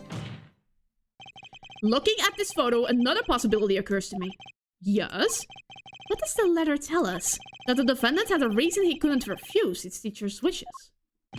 Bingo, pal! That's why the defendant popped him one in the forehead. Oh, the defense disagrees. You see, the defendant had another choice he could make. Objection! What? And you can prove that with this photo. And can prove he had a choice, yes. The defendant might have fired like he was ordered, but he didn't shoot the victim's forehead. Well, let's hear what you're thinking, Mr. Wright. If he didn't shoot the victim's forehead, what did the defendant shoot? This thing! Boop, boop. Take that! The clown doll. Take a closer look, see? It's been shot in the forehead, too. Ah, there's a hole in his forehead. Yes, and a hole in the prosecution's claim. Objection! Ha, and I suppose you have a reason as to why he'd shoot the clown doll? He didn't just shoot the doll. He shot the doll's forehead. His forehead. Ah. Let's read the orders once more, shall we? You will shoot one shot square in the forehead. Which is exactly what he did. He shot the clown doll square in the forehead. The defense has raised an intriguing possibility. That hole in the clown's forehead, it definitely looks like it was shot. It's understandable, to be honest, clowns are terrifying. Yeah, that's true. Bailiff sent someone to investigate this matter. Objection! I admit, I'm impressed, but I expected nothing less. Still, this doesn't mean he didn't shoot the victim. Objection! Perhaps he did have to shoot the forehead as ordered. But the letter says nothing about whose forehead. This was the only way he had to follow his orders without taking a life. The bullet hole in the clown doll's forehead does demand an explanation. It might very well be a clue, yet Prosecutor Gavin is right. It alone does not prove the defendant's innocence. You cannot say for sure the defendant didn't shoot the victim. So sorry, Mr. Wright. How sad it is to see the mighty fall. How sad it is to see the novice's overconfidence. He doesn't realize just how big this little hole is going to get. Detective Gumshoe, please take this newfound facts into account as you continue your testimony. He didn't have time to gather all the details before coming in here. His testimony might be my only source of information. Better pay attention and read this letter carefully.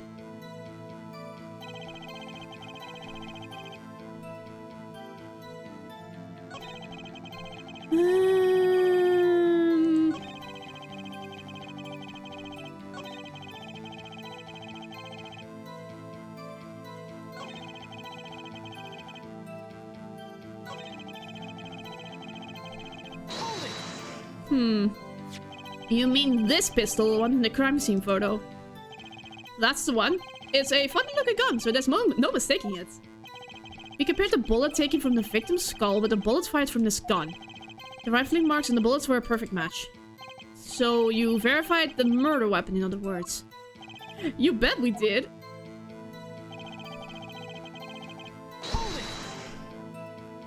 Why are you so certain? What pile of sand has your head been stuck in all this time, pal? Never heard of Zack and Fallon's quick draw shoot 'em? Huh? What's that? One of the defendant's specialties. Zack and Fallon stand on either side of a girl. Then they shoot. But the bullet don't hit her. Instead, they hit everything else on stage. This was one of the pistols they used in their show. Got a great design, huh? The kids love it. Many boys and girls joined the police because of that pistol, I hear. You know, that would explain a lot about the police force. Sheriff Gamari stopped doing that act a while ago. The old man held on to that pistol ever since. The court would like to see the pistol in question. You got it, sir. Here she is. Well, this truly is a blast from the past. It's a stage pistol for magic shows, see? But it can fire real bullets. It looks so much bigger in real life than on TV. Yeah, but it can only hold one round. By the way, the pistol's firing chamber is empty. And it shows traces of having been fired recently. So, were any fingerprints found on the gun? Unfortunately, no. Of course, the defendant is known for wearing gloves. You might say that the lack of fingerprints is, in fact, a fingerprint of its own. Aha! Intriguing point. Well made. Whoa, whoa, whoa, whoa, whoa. Not well made. Not intriguing. In any case, the courts accept this evidence. Fires one real bullet. Barrel marks match found in the victim. No fingerprints found. My grandchild will get a kick out of seeing this. But now it's time to return to our testimony.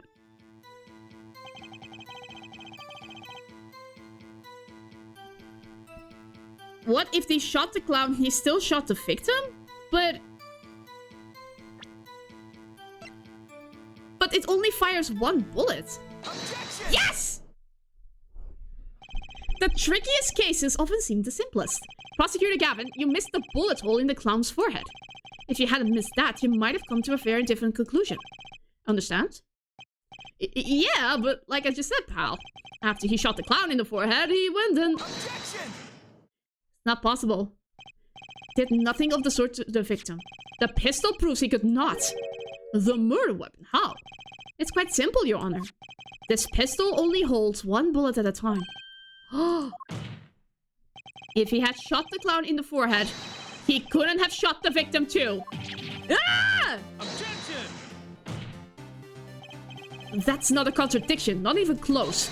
All he had to do was reload the pistol after the first shot. Objection! Oh, where did he get the extra bullet? They're not so easy to come by, you know? If you claim the defendant has one ready, then prove to us how he got it. I had a feeling this wasn't over yet. No, this party's just getting started. And I haven't proved anything yet beyond my good looks and startling record sales. And other lack of humility. Ah, what's this? It seems that the prosecution has another witness prepared. Like I said, Herr Detective, it's just a warm-up act. Ugh. Now that the audience has gotten a taste of what's to come, they're ready. Ready for what? For my decisive witness, of course. A witness who, you will find, can prove one thing for us. That it was Zach Ramari who shot the victim in the forehead. Very well. We will pause for a 15-minute recess. This might be my lucky break. I'll need that 15 minutes to talk to my client, Zach. Court is adjourned. Well, that was quick. Wow, that was really quick. That was a part. Okay. Let's save. Actually, now that I'm gonna do something unique for once. I have a snack I can eat so that I can recharge a bit. We still have like 45 minutes. So I hope we can get this finished in like hopefully 1.5 hours, but no, not 1.5 hours, like 1 hour.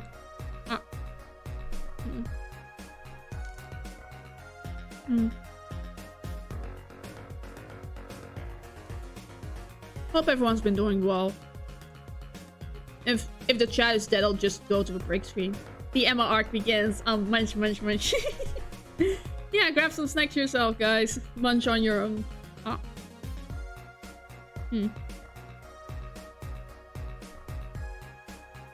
was trying to find those I was trying to find the snacks so I could eat them, but I think I went to the wrong supermarket.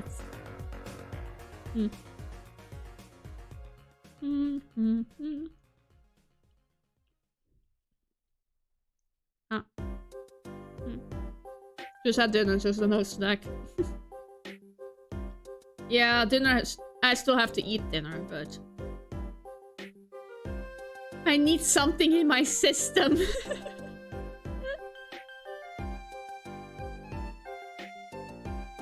Not very small, just like a small waffle.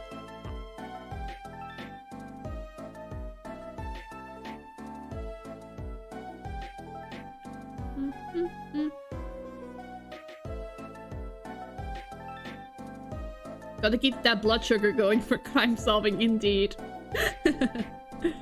It's also kind of a testing case to see if you guys will be interested in me, like, just a snack break during streams.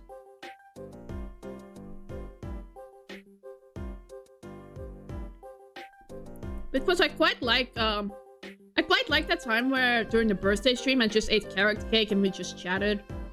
That was a fun thing to do, but for it to make it more realistic, I have to actually activate my arm tracking. So maybe with some low stakes streams. Or maybe if I finally upgrade my setup, I can actually use my arm tracking while I'm playing a game. That can also be a possibility.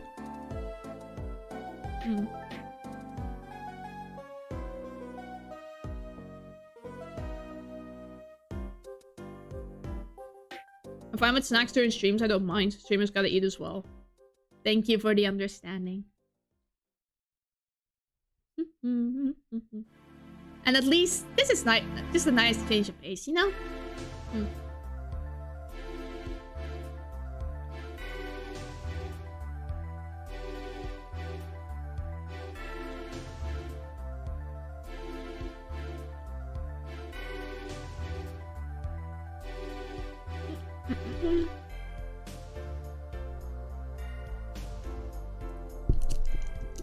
Okay.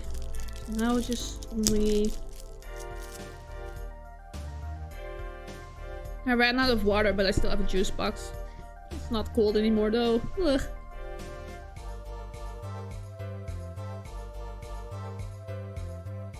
Okay, that's better. Gonna have to run a quick shower while snacking happens. I'm ready to talk about coffee mugs being innocent for the rest of the case. Nah, it's fine. I was already done with snacking, but I tend to be very quick. I'm hoping the sipping of the juice box is not that distracting. Anyway.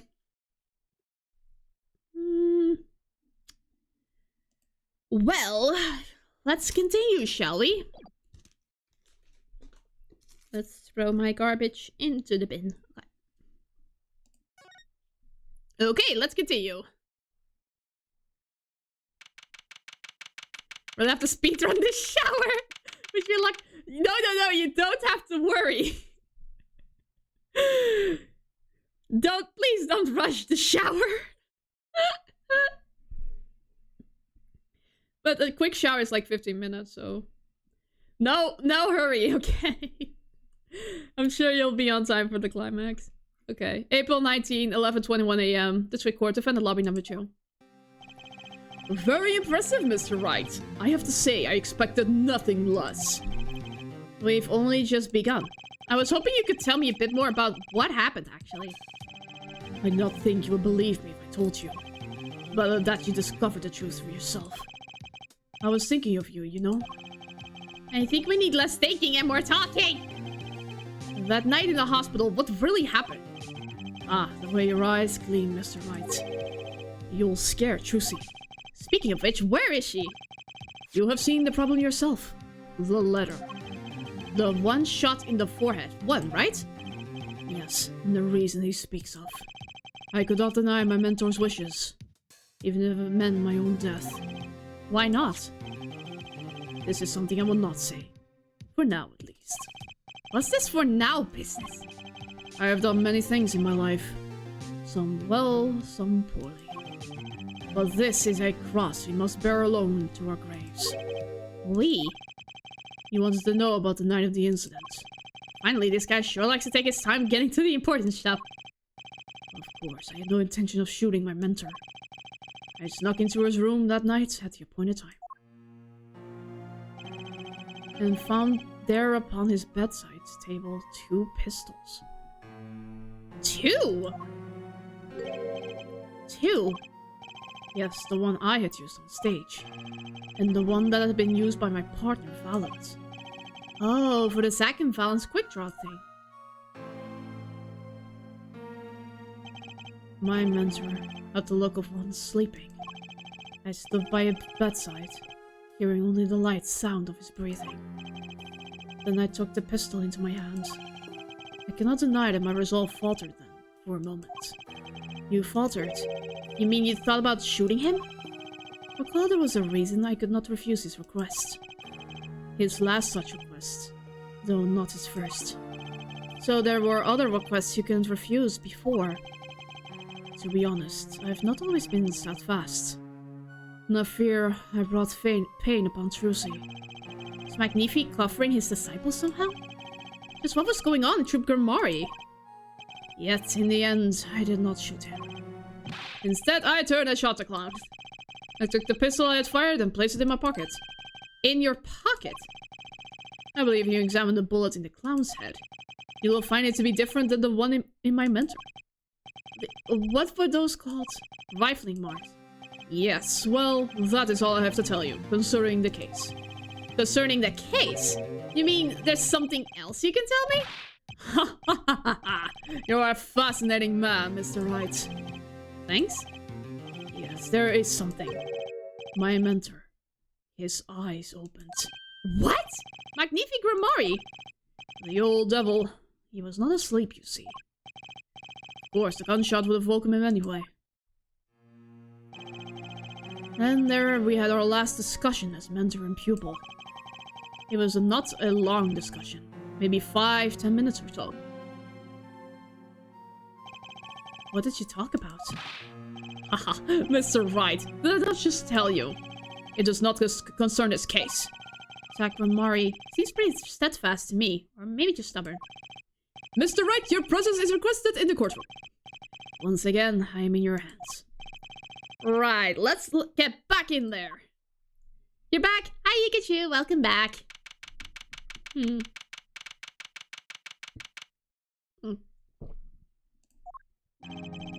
Court is now back in session. During our recess, a bullet was found in and dug out from the clown's head. Well, this is news. Under rifling marks. There wasn't the time to do a detailed analysis. Though they did find the weapon type matches the murder weapon. Well, that's not very conclusive, is it? Which is why I'm about to call my very decisive witness. You're a decisive witness? How many times have I heard these words? Though they often turn out to be far less decisive than you think. Oh, don't worry about my account. I'm quite confident this witness will do the job. After all, he is intimately acquainted with the players in our little production. Being the other half of Troupe Grimari's famous duo, Zack and Valent. Valent Grimari. So we get to meet the great Magnifique's other disciple.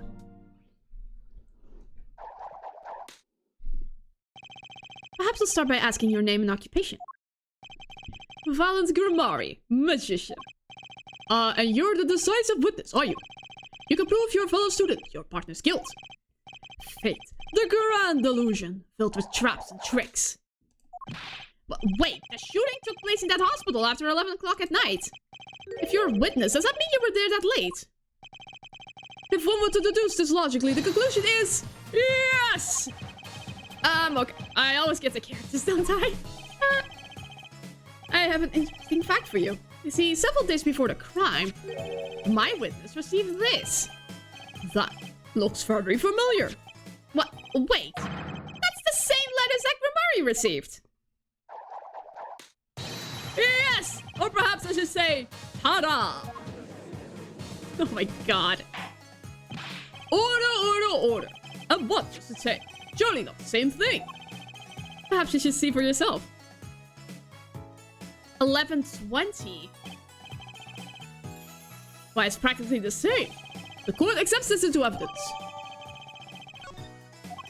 This is most unusual. Exactly what was going on with you folks? What exactly was your Troupe Grimari up to? By which you mean? I'm just having trouble envisioning a man who would ask his students to kill him. Both of them, no less. It's just my opinion here, Judge. But from these letters, I'd say it was coercing them, not asking them. We walked a magician's path together, and in doing so, shared much of our lives. When people are so close, there is strain. A warping of relations, you might say. Yet, this has nothing to do with the case at hand. By which you mean you're not going to tell us. Which makes me wonder even more about this reason they couldn't refuse. Well, let's get on with the testimony for starters. The defendant Zack Grimari stands accused. Tell us why. Oh, I'll do more than that. For where he walks, the red roses rise singing hymns to the miracle that is magic. Fascinating. Though I hardly need to remind you that the evidence could just clearly point to you as the suspect. The letter, the murder weapon, and now the 2 bullets found at the scene. In fact, the only difference seems to be the designated time. Ha ha ha ha ha ha ha ha! As every magician knows, timing is everything. Yes. And now it's time to get this party fired up.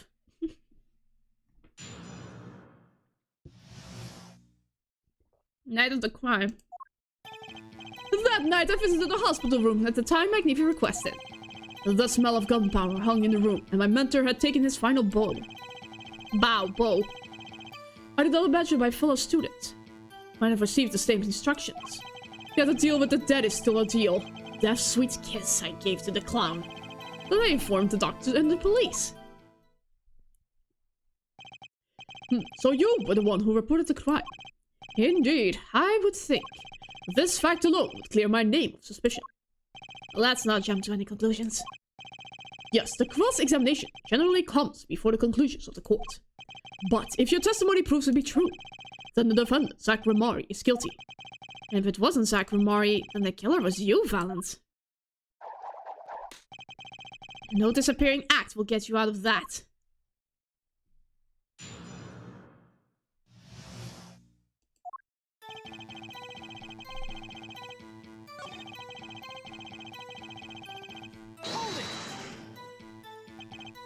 So you weren't worried for your own safety at all? You mean you smelled gunpowder, yes? What if the shooter was still nearby? I did not consider this, to be honest. It is forbidden for a magician to have a good imagination. Really? Isn't magic all about illusions and imagination? How about this? You were the shooter, which is why you weren't afraid. Now you are the one imagining! This guy is such an obvious liar! It is forbidden for a lawyer to have a good imagination. The witness will refrain from processing suspiciously before responding. My forbidden imagination is starting to imagine things.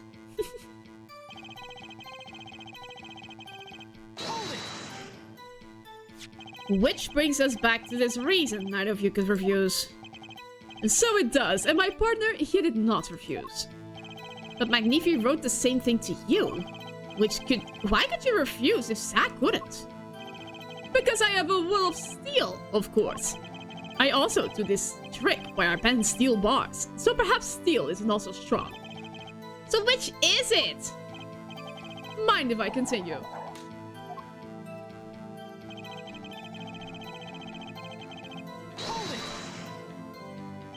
There were 2 bullet holes out the scene. One in the victim and one in the clown. You're saying the one who shot the clown was you?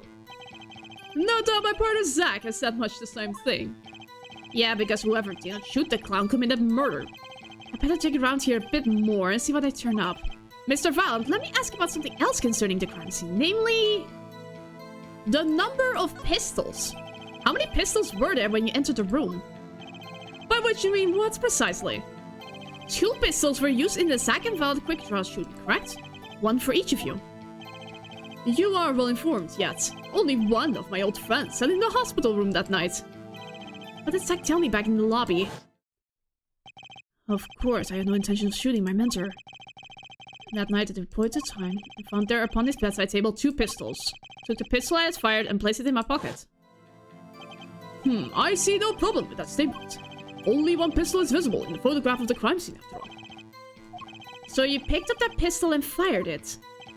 Indeed I did. Alakazam! Alakazing! Alakaboom. Is the number of pistols really so important? Yes. The number of pistols is quite important, Your Honor. Very well. Please add this detail to your testimony. What can I do but obey?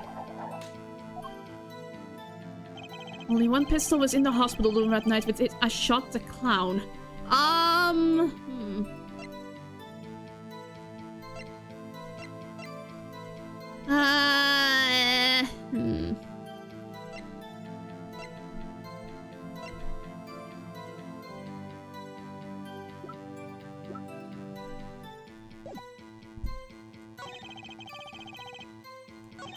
There's something about this one.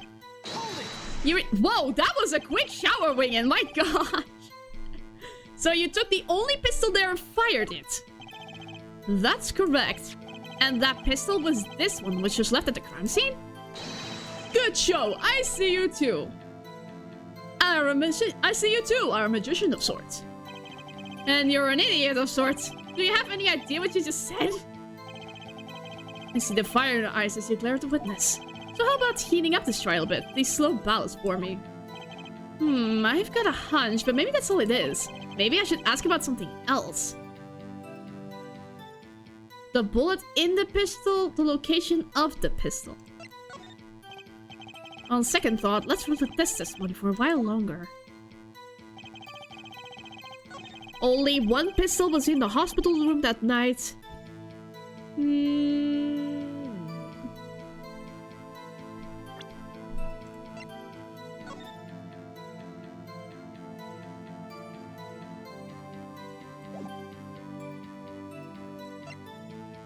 Mm.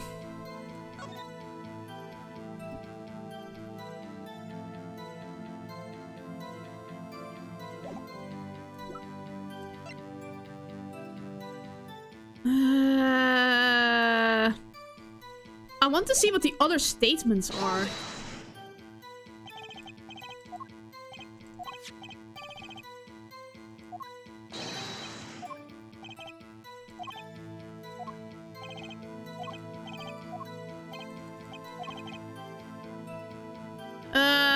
The bullet in the pistol? In order to shoot the pistol, you need a bullet. Where was the bullet? I entered the room and I took the pistol in my hand. The bullet was already loaded, ready to fire at any time. A magician is always prepared, you see. Prepared for... One never knows what a miracle will be called for. A magician always has 7 doves in his pocket and a white rabbit up each sleeve. Clearly, we're dealing with professionals here. Is this bullet that was loaded in the pistol really so important? No. Actually, let me ask something else. Very well. The witness may continue with the testimony. What can I do but obey? Only one pistol was in the hospital room that night with it I shot the clown. What contradicts that?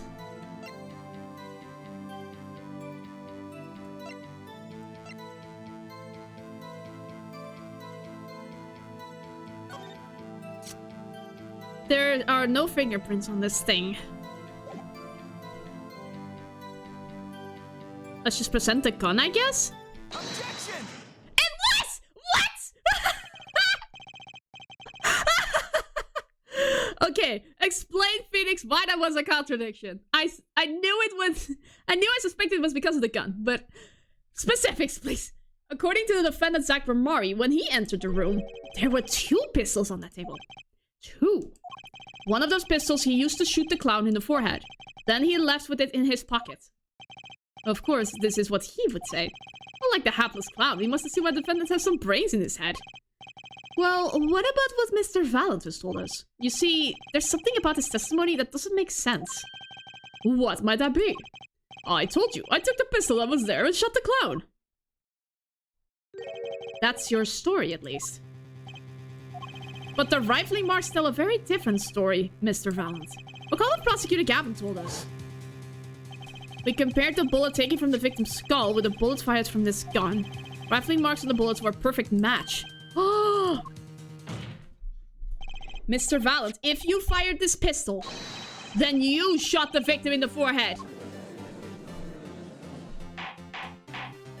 Well, wait, guilty verdict. Order, order, order. Well, this is all rather sudden. What have I done? What have I done? Prosecutor Gavin? I owe the court an apology. Sorry. Sorry for what? You see, I was unaware that 2 of these unique pistols were crafted. The analysis of the rifling marks only proved the type of gun that fired them. What? But that's not what you told us before. You said you'd verified the murder weapon. Which is why I'm apologizing to you now. Quite sincerely, I might add. Would you hold me accountable for a mistake made in my use? That was just this morning. I am still young, and I might add, it wasn't really my fault. If the defendant had only admitted he took 1 pistol from the scene of the crime, we would not be having this pleasant discussion now. Valent Gurmari. Yes, Your Honor. You were presented to this court as a decisive witness, but you've proven to be more divisive than decisive. Objection! Okay, what now? You'll see in time. The testimony so far has merely been a review of the facts. The proof comes next. Care to elaborate, Prosecutor Gavin? When Mr. Valent entered the hospital room, the victim had already been shot. As his next testimony will prove. Herr Wright, the real fight is about to begin. Bring it. Oh! Very well, the witness will now testify to the court. Help us determine who shot what.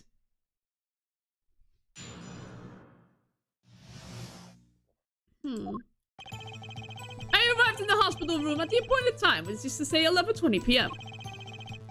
After discovering the body, I fulfilled my obligation, then called in the doctor. The doctor examined the body before the police arrived.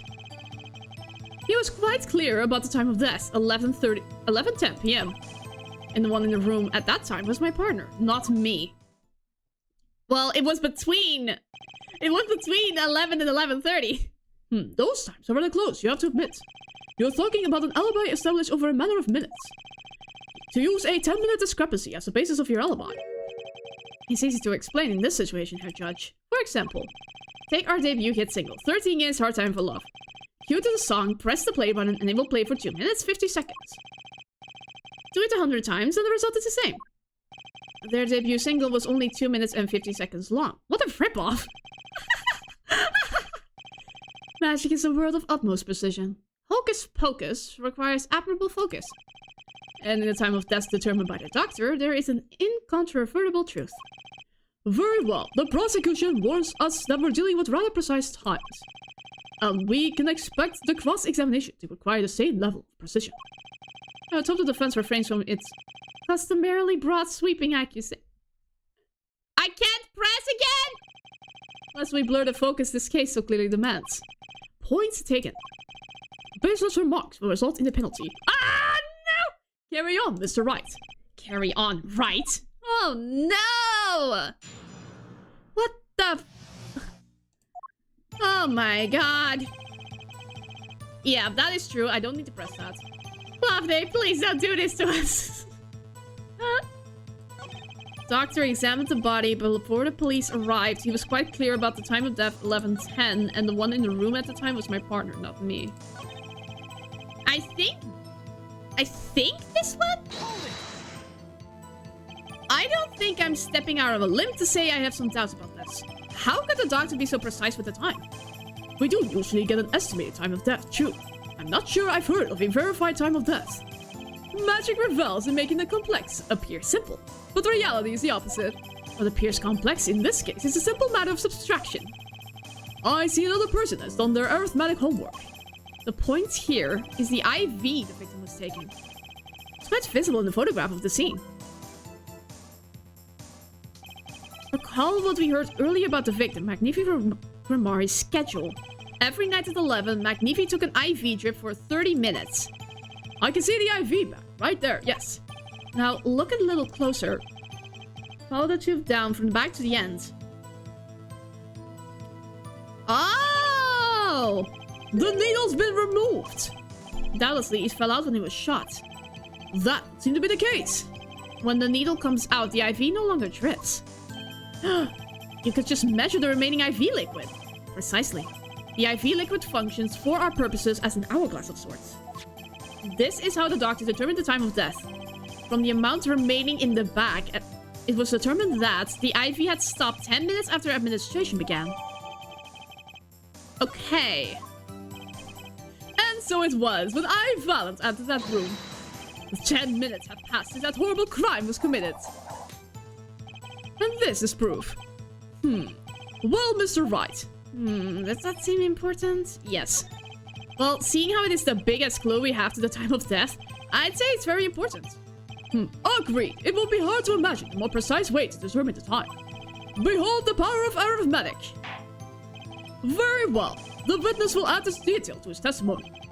Sometimes the most magical thing of all is the truth. The water of life springs not eternal. Why so poetic there? Did you notice the IV yourself by any chance? When I first entered that room, the stench of gunpowder assailed me. Next, the marks of death upon my mentor's forehead. And then his left arm did I spy. A rose drooping and wilted. Its thorn had a scarred IV needle. Knocked from the vein by the force of the shot, luckily for you. If that IV had not been there, why, you might be a suspect. Indubitably so. I might say it's thanks to my lucky color. Your lucky color? Indeed! Even today I wear it proudly upon my suspect self. For it always, without fail, brings me luck. Why, when Zack and Valent won their first Magicians Grand Prix. Yes, the very one held by the Association of International Magicians. I was adorned by this attire then too. And our trophy, a bust. Oh, what a day it was. This is one trip down memory lane no one needs. right! My lucky color, yes indeed. And that IV too. I say, think 'twas huge especially for me, Valent. That does seem to be the case indeed. Well, Mr. Wright, any thoughts on this testimony? Valent sure looks happy with himself. Okay, how about this lucky color testimony? There is a contradiction, I think. Certainly sounds like your lucky colors brought you plenty of luck. But not this time. Mr. Valent, your lucky colors betrayed you. I'm afraid you've lost me. Your Honor, the witness testimony just now clearly contradicts the evidence. What? Please recall my warning at the beginning of this cross-examination, Mr. Wright. Baseless accusations will be duly penalized. I do hope this latest accusation is well-based. Don't worry, I've got all your bases right here. Very well, let's hear the defense's claim.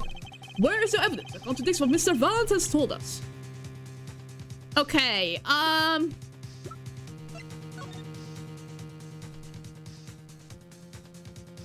the IV was not yellow, it was green!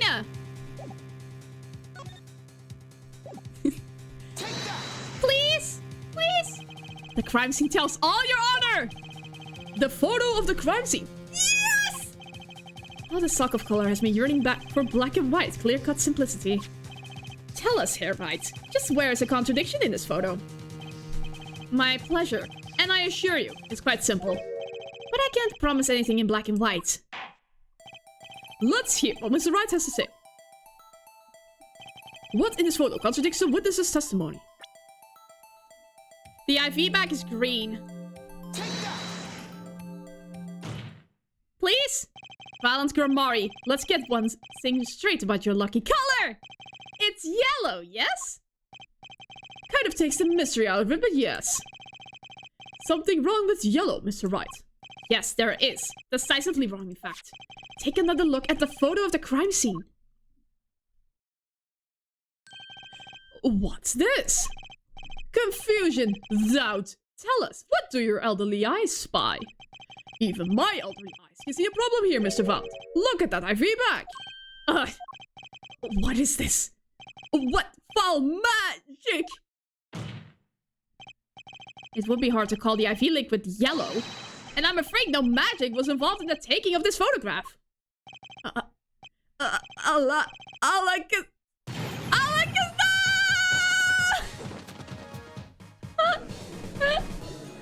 That was fun. Do that again. Order, order, order.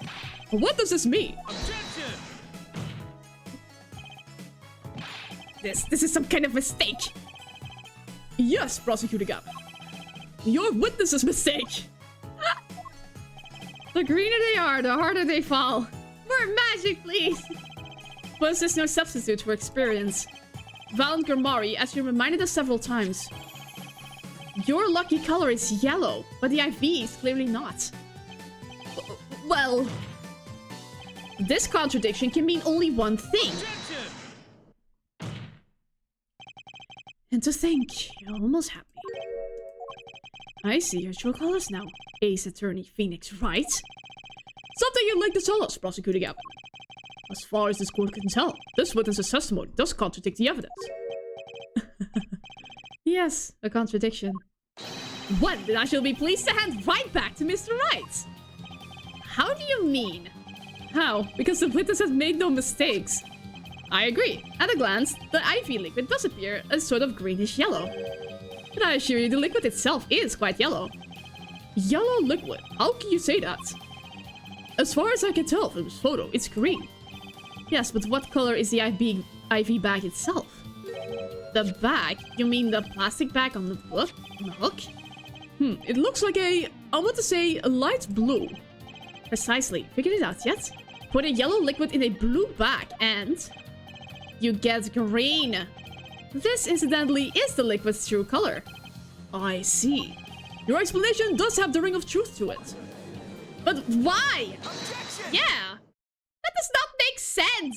As I thought. There's no substitute for experience, Prosecutor Gavin. What? You may tell a good tale, but you've just proven something rather grave. For you, that is. Grave? The liquid in the IV is yellow, yes. But how did this witness know that? It's quite unnatural when you think about it. You did think about it, didn't you? Ah. Ugh. Your Honor, the defense requests an explanation from the witness. At the scene of the crime, the IV liquid appears to be green. So let me ask, how did the witness know the IV liquid was actually yellow? Oh my god! He done it again! Order! Mr. Wright, you will explain this at once. The witness clearly knew the color of the IV liquid. So I'm sure it means something, but what? I can think of only one possibility, Your Honor. The witness found Grimari has testified that the IV liquid was yellow because... It looked yellow? No. He'd seen it before. He knew the IV liquid's color. He'd seen it before? From the facts before us, the answer is clear. The witness knew that the IV liquid was yellow. Why? Because he'd seen it before, but not inside the blue bag we see in the photo. He saw the liquid by itself in a clear, colorless bag.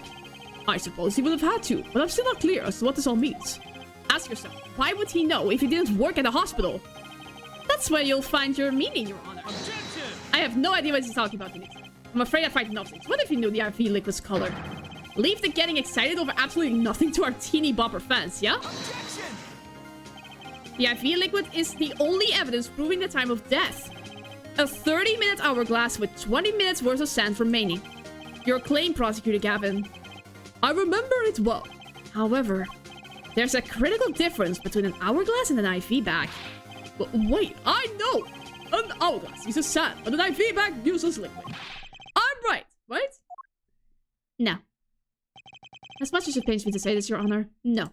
Unlike the sand through an hourglass, IV liquid enters the patient's body, at which point, like magic, it disappears. However, what if the amount of IV liquid has increased? You couldn't tell, could you? After all, there's no way of knowing how much went in. Objection! Let me get this straight here, right? You're saying the witness watered down the victim's IV bag? Not with water, but with IV liquid. That's how you knew the IV liquid was yellow. No, wait. I said wait! How might an amateur such as myself essay to perform such a task? I am an amateur too, but I can pour water into a cup. I'm afraid there's quite a big difference between a cup and an IV bag. Quite. Can you prove our witness is capable of such a feat? He has a point, amateurs. I, at least, would have some difficulty pouring IV liquid into that bag. You don't need to be an expert to see the look on the witness's face. He added liquid to that IV to throw off the time of death. I tire of these fairy tales lacking evidence. Well, Mr. Wright, any solid evidence bring us back down to earth. Valiant Grimari, I'm afraid your magic won't serve you well in the life of crime. Might I ask what you're strongly suggesting? Magic relies on props, and props become evidence. Our witness was certainly able to increase the amount of liquid in the IV liquid in the bag. All he had to do was work with a little magic, and the prop was... the syringe! Yes! The victim's syringe! It's the perfect prop for the magically increasing IV trick! And easy enough for an amateur to use! What kind of evidence is that? The syringe was clean, not a trace of liquid in it. And don't you find that odd, Prosecutor Gavin? What? The victim had the syringe to administer his insulin shots. There should have been traces of insulin left inside. No, but it was completely empty. Well found, Glamari. As you pointed out yourself, the IV liquid makes the perfect clock. One that you could manipulate at will. Oh, look. Oh, look,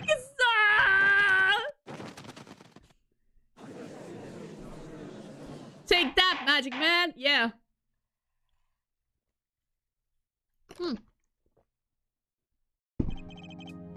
I do believe, well, with this being his first, that the burden of this trial has been a bit too much to bear for Prosecutor Gavin. I'm afraid that while there is a doubt as to the amount of IV liquid in that bag, the time of death cannot be proven. And that brings our trial to a close for today. Well, maybe I can squeeze an extra day out of this. I could do a little much-needed investigation work. But that will be for the next stream. I see there are no objections. What is it? He's not gonna let it end now! Truly, there's no substitute for experience. Nothing binds one to the truth so effectively. A word to the wise, underestimate the young, and they'll sweep your feet out from under you. In a way you never ever expected. You see, I know exactly what you're thinking. What's he talking about? You say the witness used a syringe to manipulate the level of the IV liquid. But there's no proof. There's no proof he didn't do it either. Yes, quite true. Huh? He's admitting it. Nor was this witness quite as decisive as I'd hoped. This I admit. After all, why linger in the past when the future holds so much? You have something in mind, Prosecutor Gavin. Proof, Herr Judge. I have another way to prove my case. With evidence, no less. Uh-oh. What's this? This is the victim Magnifi Grimori's diary. Diary? After going into the hospital, Magnifi began writing his memoirs, it seems. The story of his birth, his startling debut, and of meeting his disciples. It seems he intended for the last chapter to end, quite appropriately, with his death. Wait, that book doesn't say what the reason was, does it? The reason why his disciples couldn't refuse his last request. Sadly, it does not. What's important here is on the last page. Apparently, the victim wrote in his journal that night, even after the IV had begun at 11 PM. Let's read it, shall we? Tonight's IV is in, maybe the last I leave the rest to them. The first should come soon. The journal may end here or it may go on, but not long. That depends on his hands. All that's left of mine is to lay down this pen. The court accepts this into evidence. A memoir of sorts written just before he died. Read the very last part with particular care. This journal may end here or it may go on, but not long. That depends on his hands. Of course, by his, he refers to our defendant, Sacrum Mori. That would make sense, yes. He was the first scheduled visitor, after all. But look at what he said before that. This journal may end here or it may go on. It may go on. Magnifi Grimori intended to write again. That is, if Sacrum Mori didn't pull the trigger.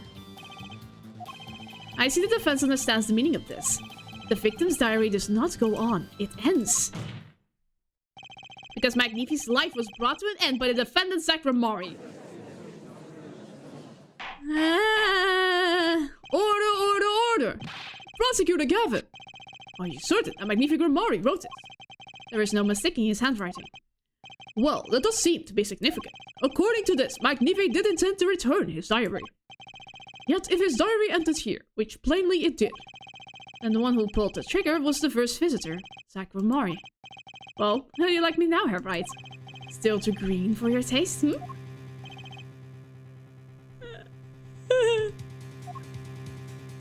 I don't know. He's right about the diary being pretty clear. Still, I find it hard to believe that he's overlooked such an obvious problem with his previous evidence.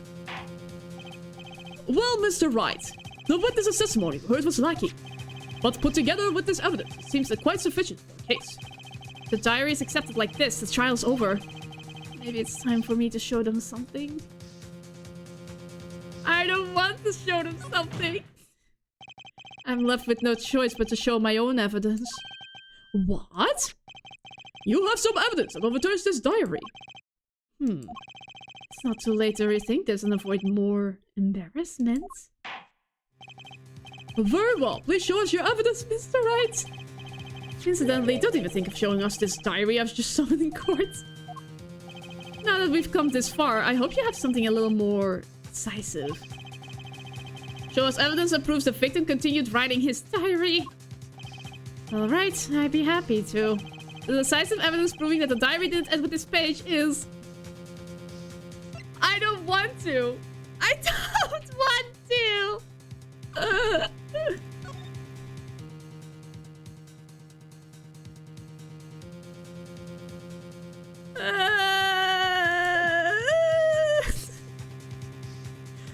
I don't want to show this. Your Honor, I don't want to show you it. But I must not create a paradox. I must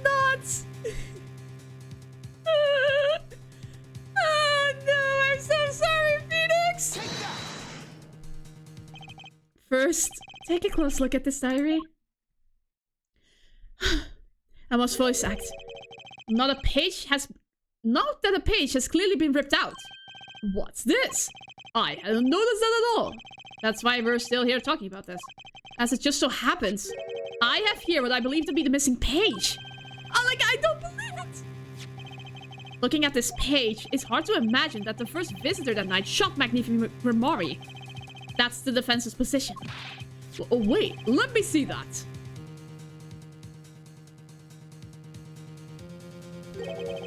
What in Sam hell? Why, this is a continuation of the victim's diary.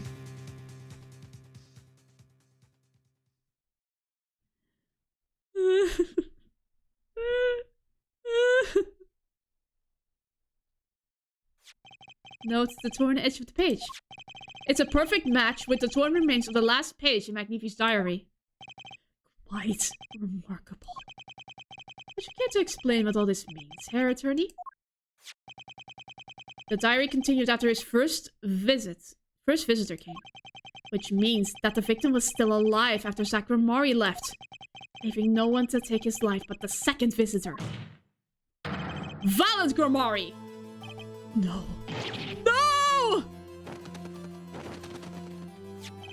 The handwriting, too, matches that on the other pages. That is, without a doubt, the genuine article. It is not. It is not. Order, order, order. But wait! That's impossible! An old man couldn't have written that. Objection!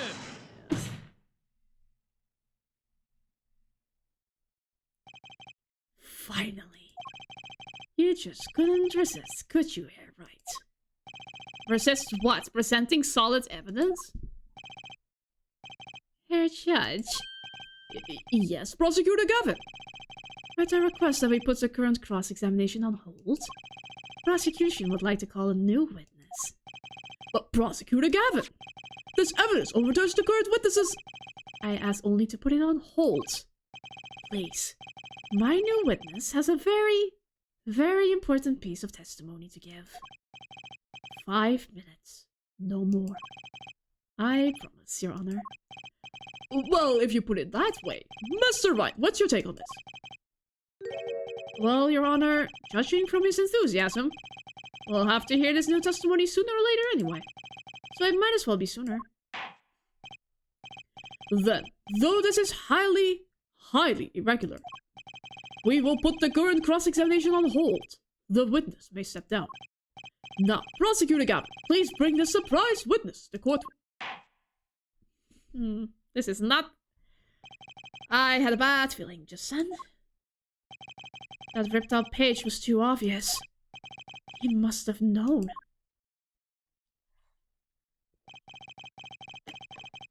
And I should have known it was a bad sign all around. No! Holding trial with no audience is a first. Even for me, Prosecutor Gavin. I beg the court's understanding. But I had to make a judiciary deal with the witness to secure his testimony. A judiciary deal? The details of his testimony may have some legal ramifications, shall we say. I thought it best to contain the information to this room. Very well, and you are the witness, I gather. Yes, sir. State your name and occupation for the record. My name's Drew Mitchell. I'm a painter. A painter? And you are somehow related to this case? No, well, not per se. I have one simple question for this witness. Mr. Mission, was it? Do you know what this is? Oh, yeah, I know it well. How's that possible? Have you seen this diary page somewhere before? Oh, yeah, I mean, I made it. You... what? You made it? Yes. You might call it one of my works. The prosecutor's office received a tip-off yesterday. Illegal evidence has been prepared for the trial of Sakramori. Illegal evidence? I initiated an investigation and found this witness. A painter to the world at large, true Misham has another side, you might say. He is skilled in making perfect reproductions of certain things. Forgeries, in other words. Forgeries? Well, so we are to understand that this page here is a fake, prepared by a certain defense attorney. Objection! Hold it! I didn't prepare this evidence! The attorney speaks. Something about this page, I presume. But what is he saying? It makes no sense. After all, it was you who presented this evidence to us, Phoenix, right? Witness! Mr. Bishop, was it? Who requested this forgery? Who was your client? Please don't say it was me. That... I don't know. What? Most of my clients prefer to remain anonymous, even to me. I make the items they want and receive my payment. That's the extent of my contact with them. Objection! But there's no proof this is a fake! It's a fake. Huh? To avoid just this sort of problem, I always put a special mark on my works. I can say without a doubt, this is mine.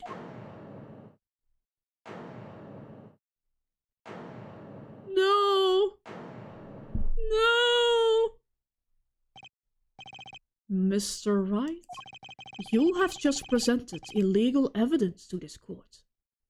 My court. It was careless of me. That's all I can say. Oh boy! Here! What's this? I don't know. I just got it over there in the hall. They told me to give it to the old boy in the blue suit with the spiky hair. They said it was really important. It was all a trap. A fatal trap. Mr. Wright. Yes. Do you have an explanation for yourself? If I did, would the court hear it? Probably not. Forging evidence is a serious crime, and presenting it in court, a serious mistake. A fatal mistake for an attorney. Fatal too, perhaps, for your client, I fear. No! Tell me, what kind of defendant relies on forged evidence? The answer is quite clear. A guilty one. Objection!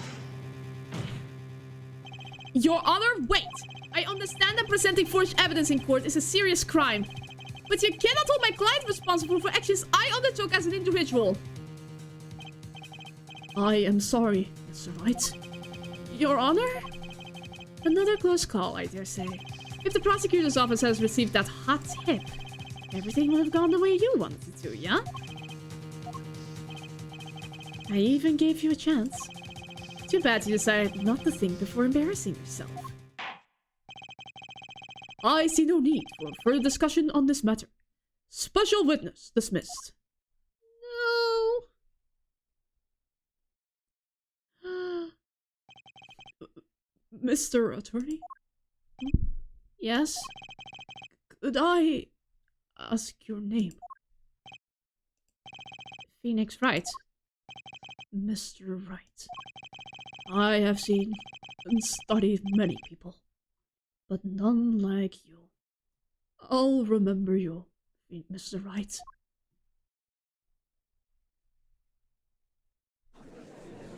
Oh god, everyone is back! Though I deeply regret having to declare a verdict in this way, this trial is over. Oh no! I'm going to jail! You have the right to find a new attorney and make an appeal. However, this court must... Your Honor. Yes, Mr. Zack. There is one thing I wish to make clear. Today, in this courtroom, you cannot declare me guilty. It is impossible. I'm afraid the defendant is quite mistaken. I most certainly have the authority to declare a verdict on you. Except, tell me, how do you plan on announcing your verdict when your defendant does not exist? doesn't exist. What are you talking about? I am talking about this. He is gone! But Mr. Enigma! The defendants escaped. Find him, quick! Bailiff, close all exits from this building! Magic! On the double! He must not be allowed to escape! That day, in that courtroom, a miracle occurred. The defendant Shady Enigma, aka Zach Ramari, did not just escape from court. He literally, unbelievably, vanished. Right before the bailiff's eyes. No one ever saw him again. Not since that day. This is a Ramari miracle.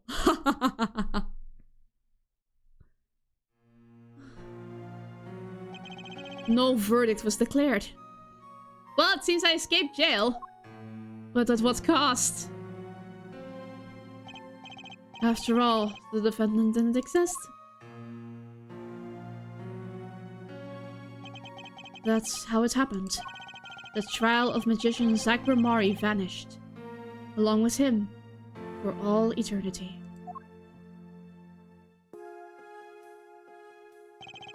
The mysteries that remained behind were all solved, however. But not until 7 years later.